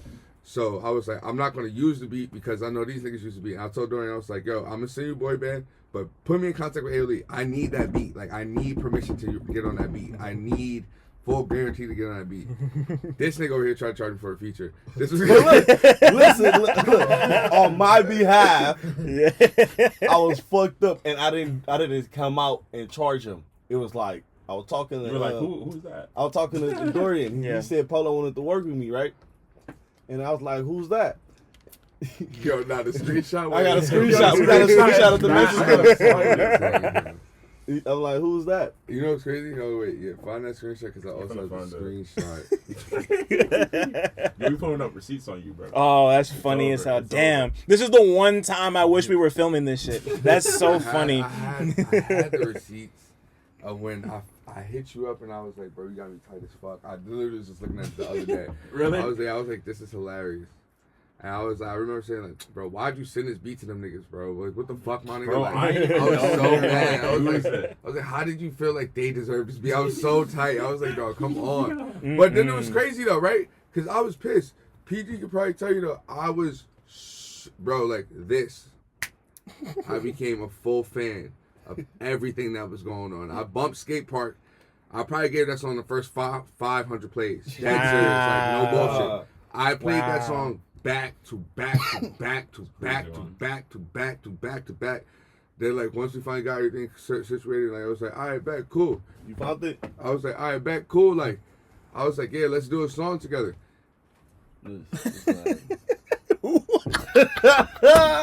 Hey, you gotta send me this, bro. Yeah, so nigga, I'll show you his music. Yeah, that's so Bro. crazy. Yeah, somebody got to send that to me too. I posted on Twitter. I was like, this was the crazy, start of something. son. Nah, This was the start of something. It's so funny. Oh my baby. Nah, son. but it's like That's I don't so know. I funny, feel like bro. in that quick brief time, like I knew like, all right, we all have to do something. So Right. like, once it was like, all right, let me use the skate park beat, and I was like, I'm gonna send you something, and like we was like already working, and what song did we do first? We did boy band first, obviously, and we had like another song that we had did in between. Yeah, That it one was didn't some come out. shitty. It It was was like- shitty. Yeah, The yeah, vocals. It was like some other songs that It was had, when my mic was fucked it was some up. other songs that had came out in between.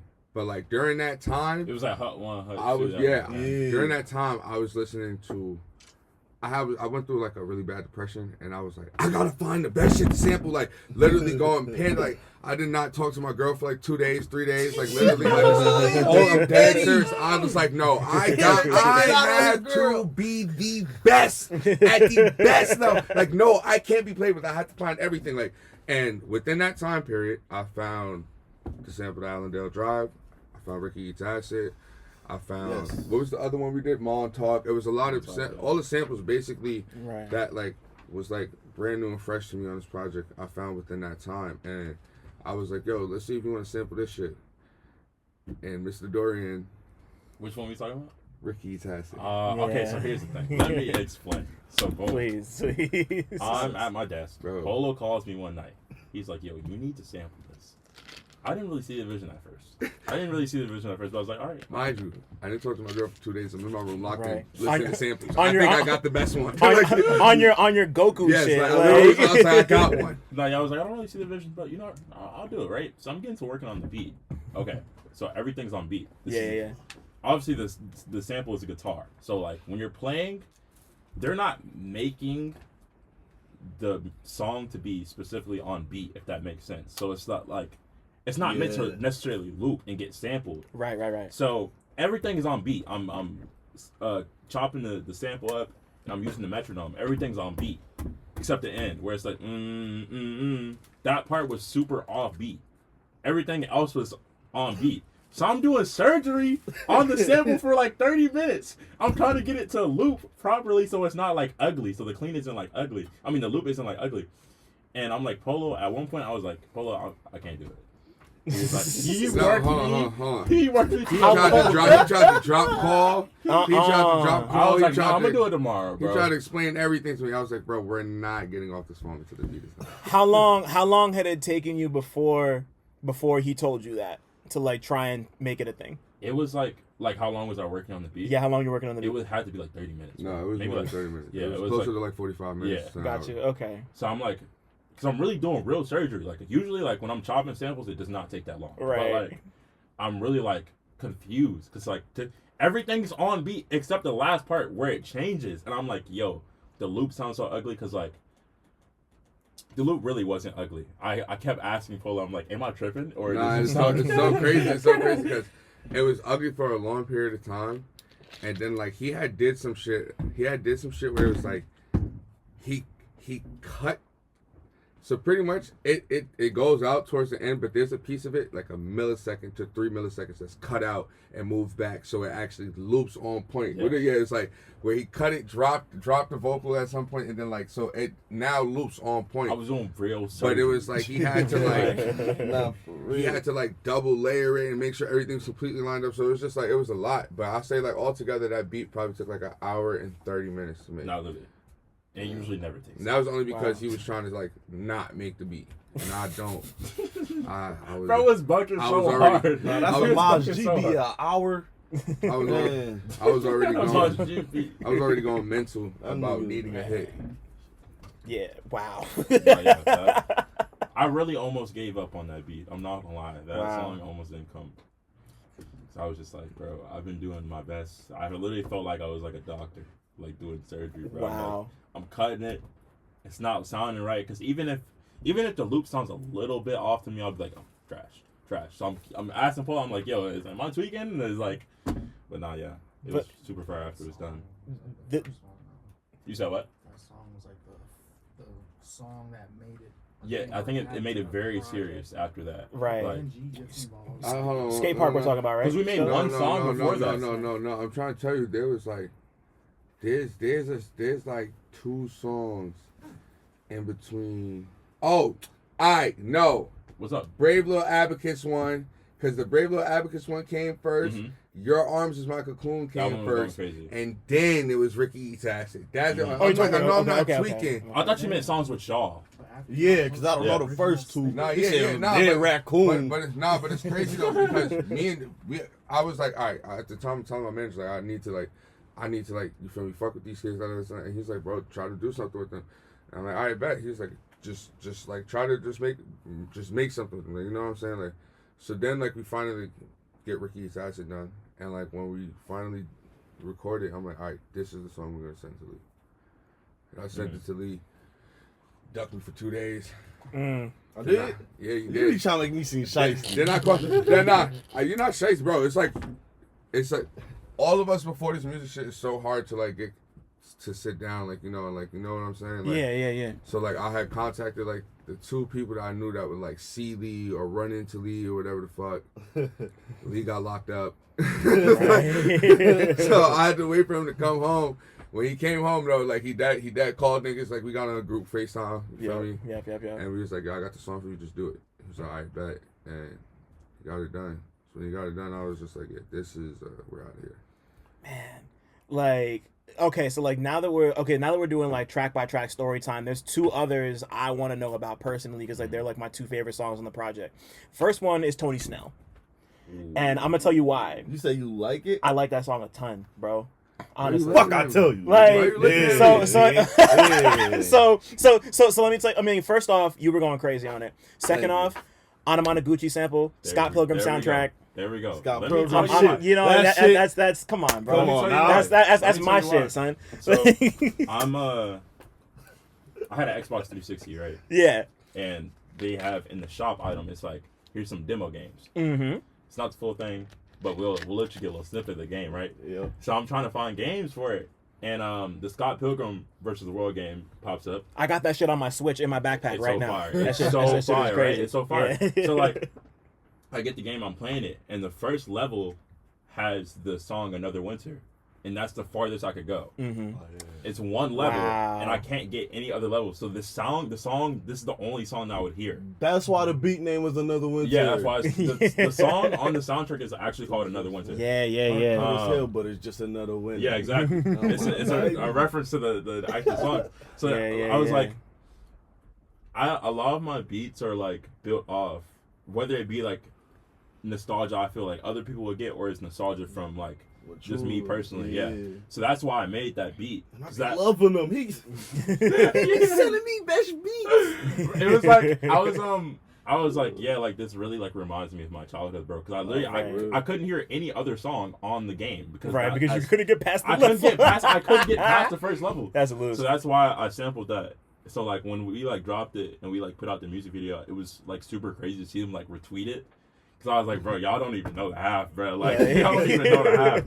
It was super fire. That's crazy. Nah, like I've been an Anamanaguchi fan like since like right before then, and like they came to my college and like played a show. That's crazy. That's maybe one of like the scariest. Like I almost died in that pit. That shit was fucking Nah, 'cause crazy. they be turned. Yeah, no, them pasty white nerds be going crazy for that Anamanaguchi shit, bro. Exactly. I swear to God. But Lee, talk to me about rapping on that beat, cause like cause you know like of course like that's like some low end shit, but like you know, what song? Tony Snell. Oh yeah. I think the whole screaming in the beginning really. I tried to do what Polo was doing because he used to just do. I think I was around him and he was just screaming. Right. I have a lot of like screams tracks with Dorian where I'm like, there's a lot of screamo involved. That nobody has heard yet. Okay. That's the difference. But I'm like, how the fuck he do it? Like, right? That should be hard as a bitch. Yeah. But that's why mine, I had to chop it up. I did like 3 layers. Yeah. And shit. So I'm screaming and shit, and I just put the verse in. That was like- I tried to have him hop on it, but he wasn't fucking with it. Yeah. It's crazy because nobody told me to get on that song. I came to the crib because at the time, like, That was that week we was working on. Yeah, they was at the crib downtown, and I'm like, what niggas made, and I'm like, y'all shot a video last night? They're like, yeah, we shot Tony Snell. I'm like, Tony Snell, what is Tony Snell? And then I hear it like a week later after the video is done. I'm like, who recorded this? I'm like, oh, what the fuck? I'm like, yo, no, run this back. And Lee's like, oh, I'll fuck with it. I'm like, bro, like you, like that. And then everybody was like, nah, we're dropping that song. Like, fuck out of here. Like, you ain't gonna be the only one that get to scream. Like, I'm like, yo, come on, man. God, bro. No, verbatim. You think you the only one that get to scream over here? Just like, all right, bro, whatever. That's man. hilarious. I was so sick recording that verse too. I was like really sick, and I was like one of the first times like I had used autotune. Right. So like, cause like when I was rapping before that, like I just didn't use autotune. Like I had like a couple songs out, but like yeah, that song put me in a different bag as well. It was really fun making that one. Yeah. I was like super sick. We shot it in like the parking lot of where we was at. Super fun day. But That's then after tight. that, I Yeah, was that really, was like, super Buckhead, sick. wasn't Yeah, it? Buckhead, yeah. That shit was fire. It's crazy. That's why I made Uncle Sam, I think. You Oh, word. Yeah. same Uncle place. Sam. Same place. Uncle yeah. Sam, Be Nice to Me. You Paper made your Planes. shit too, I made and plenty know shit they that- was that shot Cute, there. the cute video was shot Cute there. video shot there, and Paper Planes was made there, and fucking Bro, Pinky we got- was bro. made there. We gotta Pinky shoot was a made vid, there. fire ass vid, Paper Plays. Yeah, that one's gotta be crazy. Fire. That shit out. Who else? What else was made there? Backpack was made there. Yeah, backpack, Um, Jugulo play, Jugo, whatever. Oh, go up. Guapo, yeah. What else was made there? I feel like I'm Shit, missing bro. one. I think that's it. Let me see them busts real quick. Is that it? No, busts. We Nigga, made these mad- Aztecs lens. No, not the lens. No, them Aztecs right there. Is this not a bust? I don't think so, cause that's a little RB shit, right? But look, cause if it was, these vintage woods, right?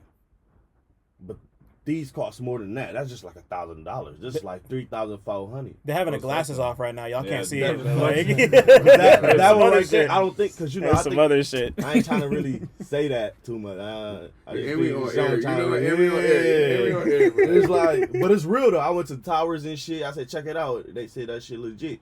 So that's why, you know what I'm saying? It's good. Those are but clean. I know it ain't buffs. It look like buffs. That's what They niggas be look trying bad, to do. Yeah. But hey, these motherfuckers. Yeah, bro. and they match the hoodie too. Yeah, I Nah, see it. for real. I see it. But before we get too far off track, tell me about Breach World, because Breach World's my other favorite song on here. It's another beat I tried to escape. Come Not on, 'cause bro. I want to say this. We be in a Polo Perks sweatshop. I want to say Trying to this explain before. y'all, man. I want to say this before he says the story. It's not because I did not like the sample. He will explain it. It's fully because this kid is really like he just stops. No. Bro, like so like we've been in lockdown, so like this is like their first Atlanta trip, like coming from Milwaukee down to Atlanta and shit like that. Yeah. I got them this crib like on the south side of Atlanta, like this like fucking 8 bedrooms and shit like that. Like so they're like Lee's living different. No, everybody's living different on this in this crib. But like we're burning ourselves out. It's right before tour. Yeah. When I go on with Glaive. Yeah, And Dorian's like he's supposed to be DJ, so like he's busting his ass like Bro, I daily, was like so stressed. producing, rapping, DJing, producing, rap, like training himself, and like he just gets mad tired on the last day. Everybody leaves the crib. He's packing up. I'm like, bro, I just got here. What are you doing? He's like, oh, bro, I can make a beat when I get home. I'm like, nah. We're not doing this. Cause I had just called the Uber there. I didn't drive there, and it's like everybody had dipped. I'm like, all right, bet, whatever. I gotta make sure the crib is for me done. So fucking. I'm like, bro, just like make a beat. So he's going through. He's like, bro, I don't even know what to say. I think I'm sampled out, bro. He's going through Spotify. I don't know. It was a Midwest. It was probably just a Midwest emo playlist. It was remember the email plays going to Spotify, and then like I just hear, and then he goes to the next one. Cause I'll say, yo, run that back really quick. He goes back. He was like, oh yeah, nah, this is hard. I could do this one. I was like, yeah, bet. He was like, yeah, all right, so bet. I'm gonna do it when I get home. You hear him close the laptop. And I'm like, yo, bro. I'm like, yo, bro. Stop playing with me, bro. I was like, bro, open that laptop right now and do the beat. He's like, bro, my mom's 2 minutes away. I was like, I bet, bro, no problem, my nigga. Like, you can make that beat in 2 minutes. I done seen you do it. Like, come on, let's go. Yeah. He's like, bro, oh my God. Like, come on. His mom gets there. So now he's like, all right, bro, my mom's he's like halfway through the beat. I'm like, bro, just throw the drums on it. Come on. And then, like, he throws the drums on it. And I automatically stands. I'm like, all right, bet, we good. We can leave. Go home and record on that shit. Then, like, it's so crazy because I lost the song for a little bit. I recorded the song and then lost the song and then I found it. When did you record the song? Like how? That night, I recorded the song that night when I got back to the crib, but I had lost the song because I'm just a sloppy person and I record myself. And then when I found it, I was like, damn, this is actually hard. Like, OD hard. But what's so crazy is that I only found the song because I'm like in my crib one night smoking a fat ass wax blunt. And bro, I'm telling you, like, I'm like geeking so hard that I'm like, all right, let me just watch a skate video. Like, you know what I'm saying? I'll go to sleep. Huff Type just shit. dropped a skate video at the time. There was like their new skate video. And like the last song to that video is the same sample. It's Texas Is the Reason. And like I panicked. I'm like like choked on my ear and everything. My girl's like, you go. I'm like, yo, this is my song. I'm like so geeked. I'm like, yo, I gotta get up, go in my room. I'm just looking for this shit. I was like, got it, boom, found it, bro. I just played it. I'm like, go look, I told you, like this is this. I was like, it's like, nah, this shit is crazy. I like, sat up for 2 days, like bumping that song, like FearDorian, he fucked with it. But it was like, I don't know. I feel like it was a very like spur of the moment thing. Though that wasn't planned. I feel like Ricky Eats Acid I had planned. Somewhere Over the Rainbow I had planned. Yeah. Like, you know what I mean? There's a lot of samples on there I had planned. But like Breach World, Carissa's Weird, he snapped on that one. That's like one of my favorite ones. And it's so crazy because I gave him like 3 or 4 Carissa Weird songs to sample. And he was like, nah. Then he just came one day like, you ever heard this one? Like, nah, because like when I like find a new artist that like, even if I sample one song, I'm like, okay, I'm gonna make sure I cover all the tracks. I'm gonna deep dive in the discography to make sure I'm not missing nothing that could potentially be crazy. And Carissa's Weird was one of them. So I was like, I see the vision. I just haven't found a song yet. And then I found the song that we sampled for Carissa's Weird, and I was like, yeah, this one's crazy. It's so funny. It's so funny you bring that up like that because my homegirl Julianne, like I sent her this album. I was like, this shit is tight. You should listen to it. And she was like, Carissa's Weird. Like, how the fuck do they know who this is? You know, like she was. Nah, it's so like, crazy. That shit. That band is like it's a mukbang of 2 other bands. That's a deep cut. I'm not gonna lie. Yeah. It's like Band of Horses and then the females from another different band. I forgot where she's from. And they were from like Seattle or something, right? Yeah, and like and they were together for like a year or some crazy shit. We're also looking for a lot of female fronted emo bands. Yeah. Like, right. Makes that sense. was like the swag we wanted. That's tight, you know, and like that's great for like 3 different reasons. Yeah. It's like just trying to shout out to that. Shout out to Carissa's Weird for real. Yeah, honestly, I mean, like y'all also kind of put me on a little bit, so I'm ready to. They are fire. I'm ready to go do that deep dive. Not for real. And like, and you know, let me know if you find it. Let me know if you find the sample. I promise. I will say that it's not in the beginning of this song, so you like might have to listen for a little bit. All right. Yeah. Little clue. I like. I'm not gonna. Sometimes because at the show, someone came up to me. Yeah. And they were like, "Yo, let me ask you a question, bro." They're like, "What's the sample for Carissa's Weird?" All I said was, "Bro, the name is a hint." And I just walked away. I was like, bro, the name is a hit. Because I want people to like do their own research in there. When they find it, they're like, I'm doing research right now. They're like, this is the song. Like, I don't like to tell them outright. I like of course. To do a little more research. Yeah. Because like, by me just giving you like even the artist, like you might find something you like just by discovering like the discography and stuff. Yeah, so exactly. It's That's just, like, stuff like that, yeah. Yeah, right. That's always been the appeal. Because telling them just outright is just like, I don't know. Yeah, that's like that's like half the appeal of sampling right there. It's like doing the treasure hunt. What's even more funny is that like I guess like other producers don't think that like we go deep into it. They get so deep. So like we'll pick one. That's just the best one out of them. Right. Like, we done tried to sample about 4 or 5 of them. So like when other people go ahead and do it and try to like copy the sound, copy the aesthetic, copy the wave, copy the swag, it's like we already did that. Like we could like it's a little bit times like when people go ahead and try to make a beat, it's like and I'll be like, yo, Dorian, pull it up, like, and we already done pull did up. it. Like, it's already the same exact chop, everything. You're literally just copying them. Like it's just too much. Like I mean, but I fuck with it though. It shows that we're making people get invested into the sound as much as we are. Yeah, people get inspired. I feel like that's one of the greatest things you can do anyway. So it's like. Yeah, no, that's extra important. He's fucking playing the song right now. Like, Let me see it. What album are you saying? Superhero? No, let me see the cover of the album. It's just a song. I don't think it's. Is that the actual band? I don't think the- they had any music. Oh yeah, it's not this album. think I it's will the tell you what ugly- album it is. It's the ugly. It's the ugly red best. one. Yeah, it's like best ugly or the one with the ugly cars on it. Sample on answer. That's a Shut up. whole another story. Yeah. I put so much blood, sweat, and tears into trying to get in contact with the girl from that shit. That's that song. Yes, Yeah, yes, that it's that shit one. is so like.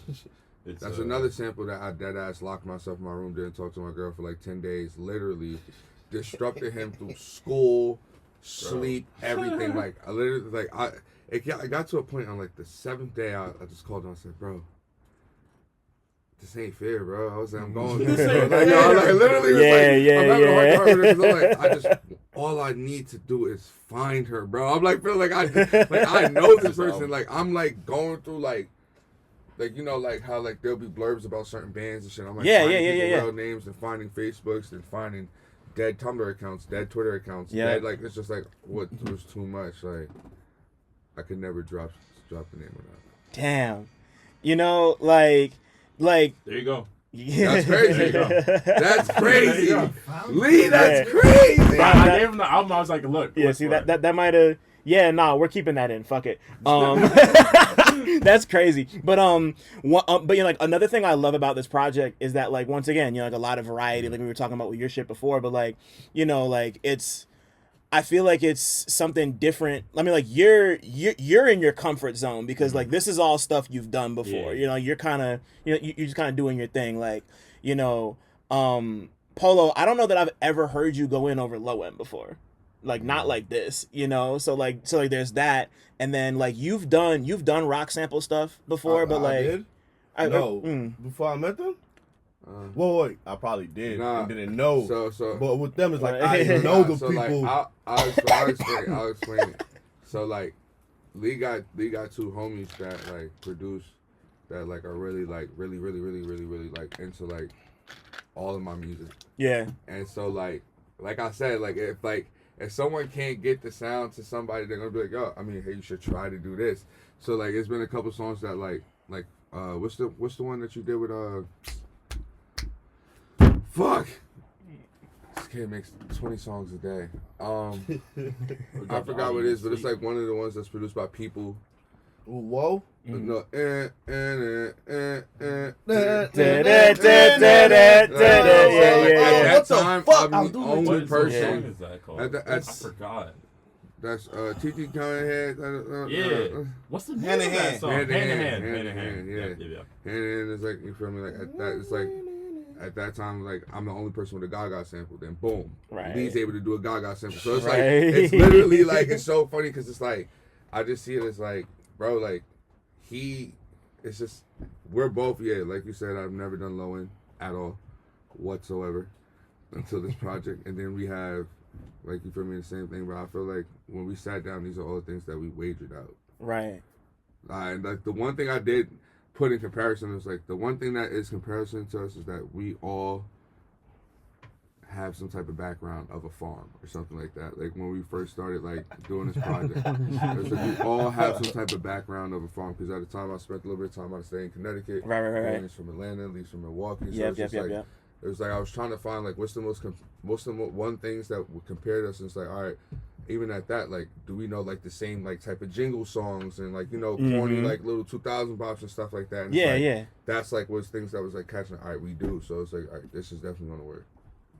Yeah, and like, cause like I was, I mean, like you basically already answered the question, but like I was just gonna ask, like, you know, like the two of you were kind of like going into each other's worlds a little bit this time in a way that you haven't really before, and like Lee, what was that like for you to kind of, you know, like to just kind of like step into like what the two, because like once again, you know, like Dorian's kind of like the conduit who's like, you know, like connecting the two of y'all on a musical tip. What was crazy is like even with the whole thing they had going on. That's what I was like thinking, like, hey. But I'm thinking it's like this is a whole new idea I'm coming up with. These niggas already doing it though, you know what I'm saying? Hey, So nah, like, you know, like steel sharpens steel, great minds think alike, you know, so like that's why like, you know, it just made sense as to because he was just bringing them beats that I really needed. Like these are, it's like this is exactly what I was hoping for, like, type shit. Right. And yeah, like, and it's weird because there's never a period of time I'm listening to this where it sounds like anybody's awkward over any kind of one beat. Like, you y'all can hear me having fun on it. exactly. Like, y'all That's just so well together. It's just crazy. yeah, like, you know, like, it feels so natural, you know, like, I like, and you're like, it's great y'all bring up Skatepark, because like that song, like that shit sounds like a party, damn near, you know, like, and it's, but not in like the superficial, like, oh, this shit's turnt type of way. It's just like y'all feeding off of each other's energy in a way that feels authentic, and like, yeah, like I remember when it first dropped, and I was stuck on it for like at least a day or two, you know, like I ran it back a bunch of times. So like it's just cool. It's just cool to see that. It's cool to see that like extend over a whole project and just see y'all hold each other down and like trust each other and take risks, and you know I don't know, like it's just like that shit's cool as hell to me, and it's y'all did great, you know. So much. Thank you. Yeah, no doubt. I got 2 more questions, and the ones I could think of. So we're talking about skate park. I was originally gonna ask about the cover for A Dog's Chance because like I love this picture of like y'all at an arcade machine, and I want to know that story. But he doesn't even know. I don't. See, but okay, all right. That reaction makes me want to know. Talk to me real quick. All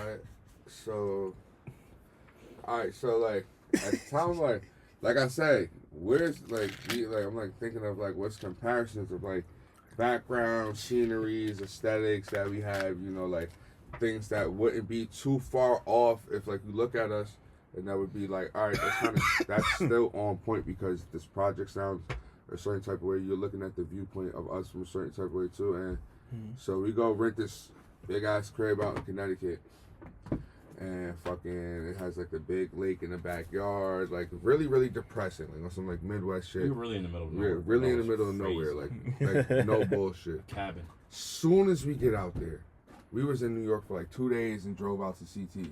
Soon as we get out there, it's pouring day after day after day after day. That was so that's why a lot of the press photos and stuff have so much rain, and it's like so much rain. It's like we have umbrellas and shit because it's like the day we were supposed to shoot the cover, it started pouring something. It was down, not like, even pouring before that. No, not at all. So crazy. Like it was so crazy. We had to run to Walmart get umbrellas because we was like, all right, if they don't stop, like we'll just at least have the umbrellas.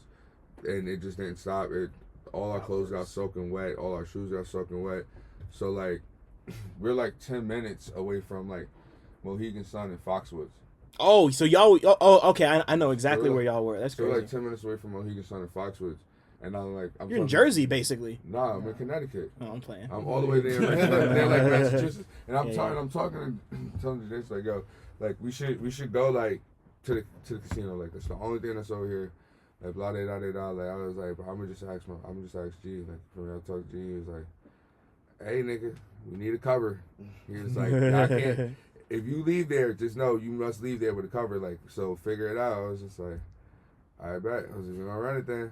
We went, and for some odd reason, I decided I was like, hey, you know, I'm gonna do some shrooms. We did some shrooms. The driver of the car did some shrooms. Dorian was in the car. He was in a separate car. The driver of the car did some shrooms. Fucking, and then I forgot who else. I think PG was on shrooms. You was on shrooms. Pretty much like everyone besides like the other car people was on shrooms. Yeah. And then fucking like we get there. I got all the shit in my pocket, and I'm like walking around Mohegan Sun. So I'm like, yo, let me get a bag from Starbucks. I put all my belongings in a bag. Yo. So all the film, everything. All the film, the car keys to the rental, everything in one bag. So like we're like looking for a spot. So we find that specific spot. And we're sitting there just like, it's a whole casino of people. We're just like doing takes like, like literally like just take after take after take, like literally no money in the slot, just like jamming the slot like ding, and then fucking like, so PG shooting the covers, boom, boom, boom, boom, boom, and then we're like, all right, you know what? Let's go to the slots, the roulette table. That was the shop we went there for. Specifically, was the roulette table. It wasn't even specifically for a slot machine. Right. We got D'd up. They weren't trying to let us do photos. I was like, all right, bet, let's go back to the slot machine. And then I realized I lost my bag because I was on shrooms. and it had the car keys It was like and there's everything no else. keys in there. no more. We couldn't leave the casino. Mind you, For all the 5 casino seconds, looks the same. Yes, for 5 to 10 seconds, we all had a slight panic, like we're not leaving here. And I'm on shrooms, he's on shrooms, like everything's just, it was too much. Like. But then he found the bag, like. Wow. And like, and it's crazy because like all of y'all look so like, if not happy, but like you're like dead hype that you like won, that we won whatever y'all were doing. And like, you know, the whole, I feel like the thing that's crazy about this tape is like everything almost didn't happen. No, yeah. Dead serious. right. If you look at the meaning of A Dog's Chance, because that's another thing too. Like we had, like, Right. It was a thing where the album was out, the project was together for so long, we didn't even have a name. Right. Exactly. And then like we had, like, you feel me? Once we was like move forward, and we was like, all right, bet, like we're gonna go distro this project. We found who was gonna distro it through, and everything was like, all right, what's the name? And like it kind of went like a ping pong. Yeah. Then it was like it was getting more pressure, and it was just like.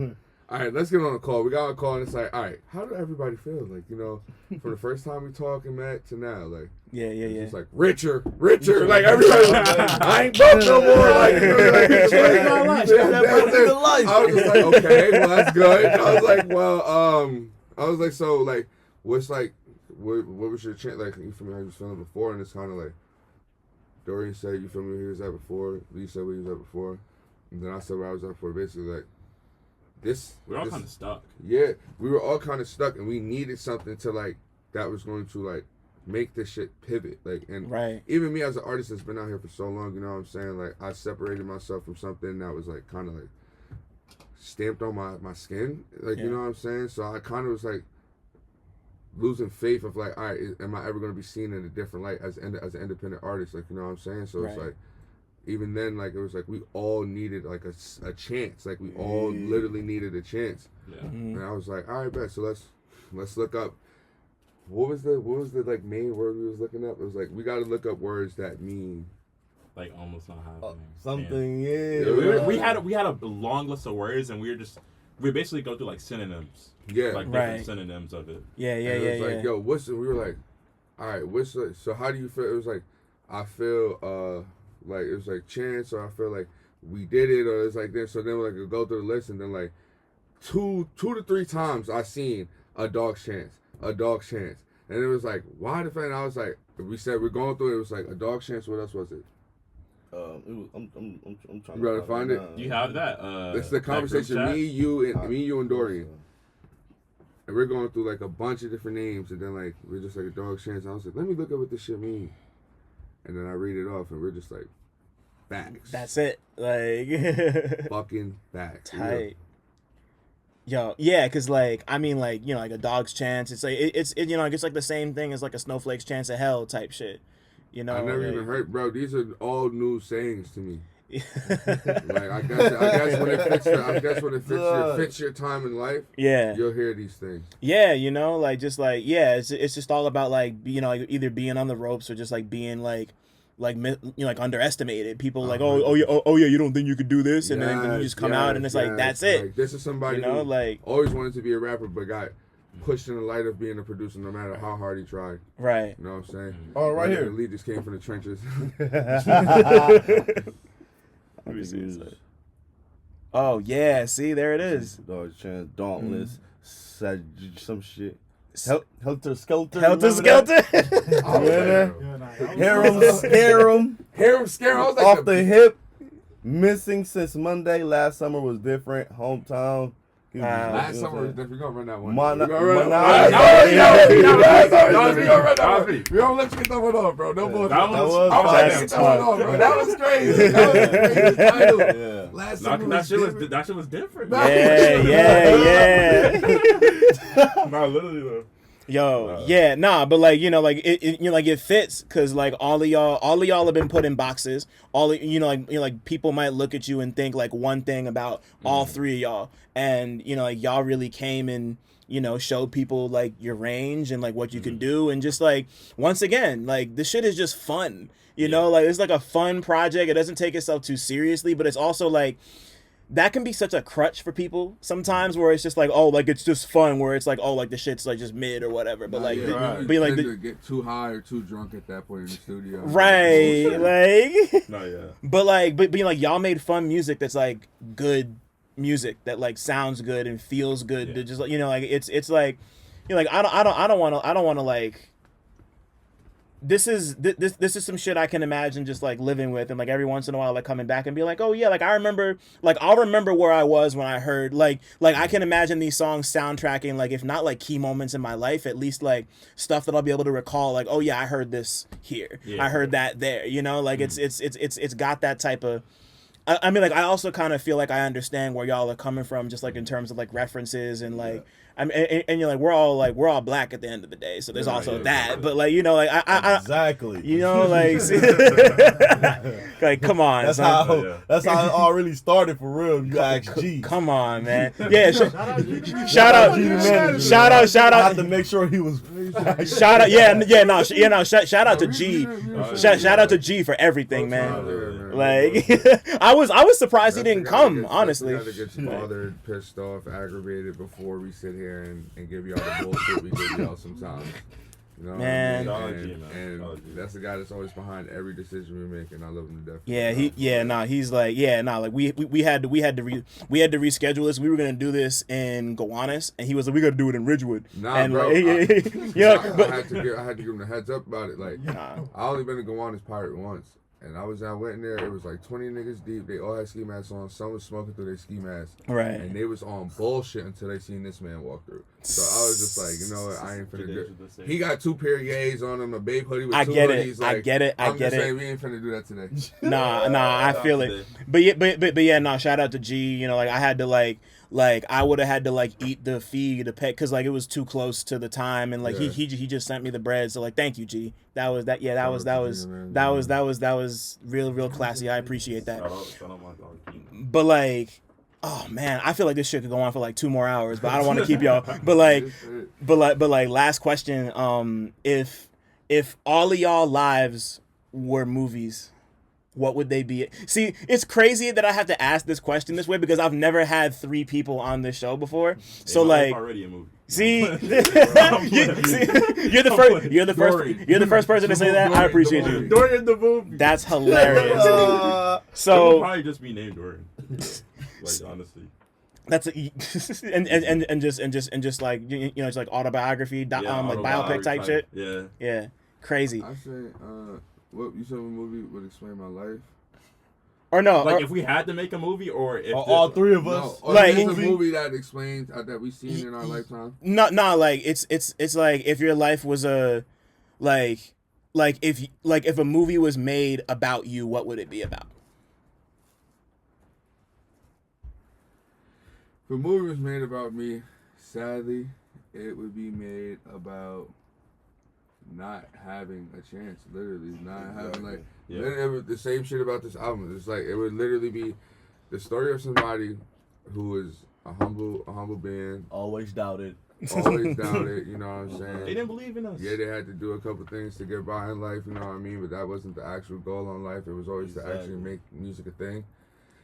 Never got an open door from the people he wanted to get an open door from. Exactly, big one on that. But had to learn to accept and value the people that did open doors for him. Exactly. And he did it all with his friends, the people that he values the most. You know what? I'm a say it. I think your life would be a Disney Channel original movie, bro. Nah. Like, that'd be fire. Like, yeah. With the ill first ball to if not a Disney movie, if not a Disney Channel movie, I would want I want my life to be explained in the sense of a silver lining playbook and like other bullshit that goes on. Because that also is a movie where like people doubted on him and stuff like that. He had to overcome a lot of things that he was once judged on. Which movie? I'm sorry. Silver Lining Playbook. Oh yeah. Yeah. Lee, what about you? Close this out. If your life was a movie, what would it be about? Like, what would it be about? What movie would it be? Like what? Yeah, just like what? Like Roots. Stop. Coming to America. Son, what would your life be about? Like, I mean, like if like somebody were to make a movie about your life, like what would that be? What would it be about? Or you could even just like pick a movie that you like that you think could like describe your life. Oh shit, I'll say.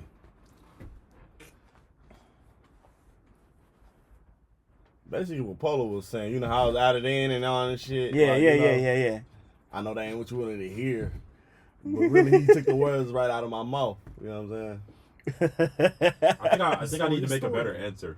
All right, my story. I think it's got a you back. specific part about my life that like my movie would be based around is like living out a dream that your parents didn't really get to live out because you know everything got in the way. They had kids. Real. For me, because like people heard my album, they know how me and my dad is. You feel me? And I just recently spoke to him, and he was just telling me about his life and like how like why everything happened the way it did, and I learned like he wanted to like do music, like he wanted like to be a DJ, like he's an electrician, right? But like this is like something I never knew about him, like ever. So it's just like crazy, like seeing that, and he sees me now, and I'm actually doing it.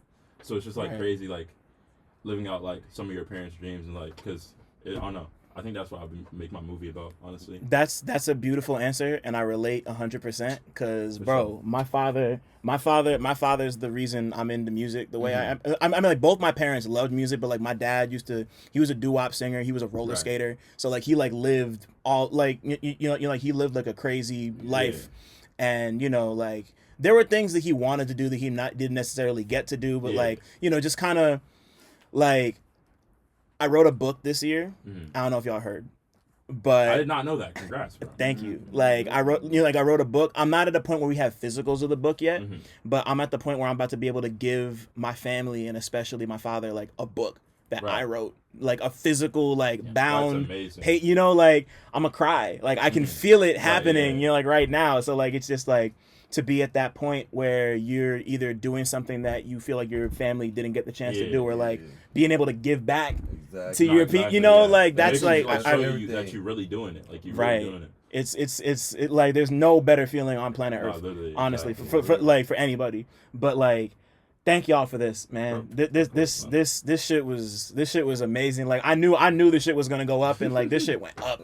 You know, like this is our second one, me and Polo's second one, like our first like it's like I appreciate. It's a great one. Thank y'all, man. Like I really appreciate you taking the time to come and fuck with me, and just like this is like the third one of these I've done like at a pirate too. So yeah, like this is just I love the album. I love all of y'all separately, and I love y'all together. So it's just like. Thank you. Appreciate you, bro. Thank you. Nah, man, you already know. Like, just go listen to A Dog's Chance. Go outside. It's 95 degrees. Rip your shirt off and pull a power up out of somewhere. Like that's the wild version. Yeah, nah, man, easy. Thanks for listening. Shout out to y'all for making it this far, and shout out to all the black people listening too, because y'all really impeccable. Don't forget to like, subscribe, and tell a friend to come through next time.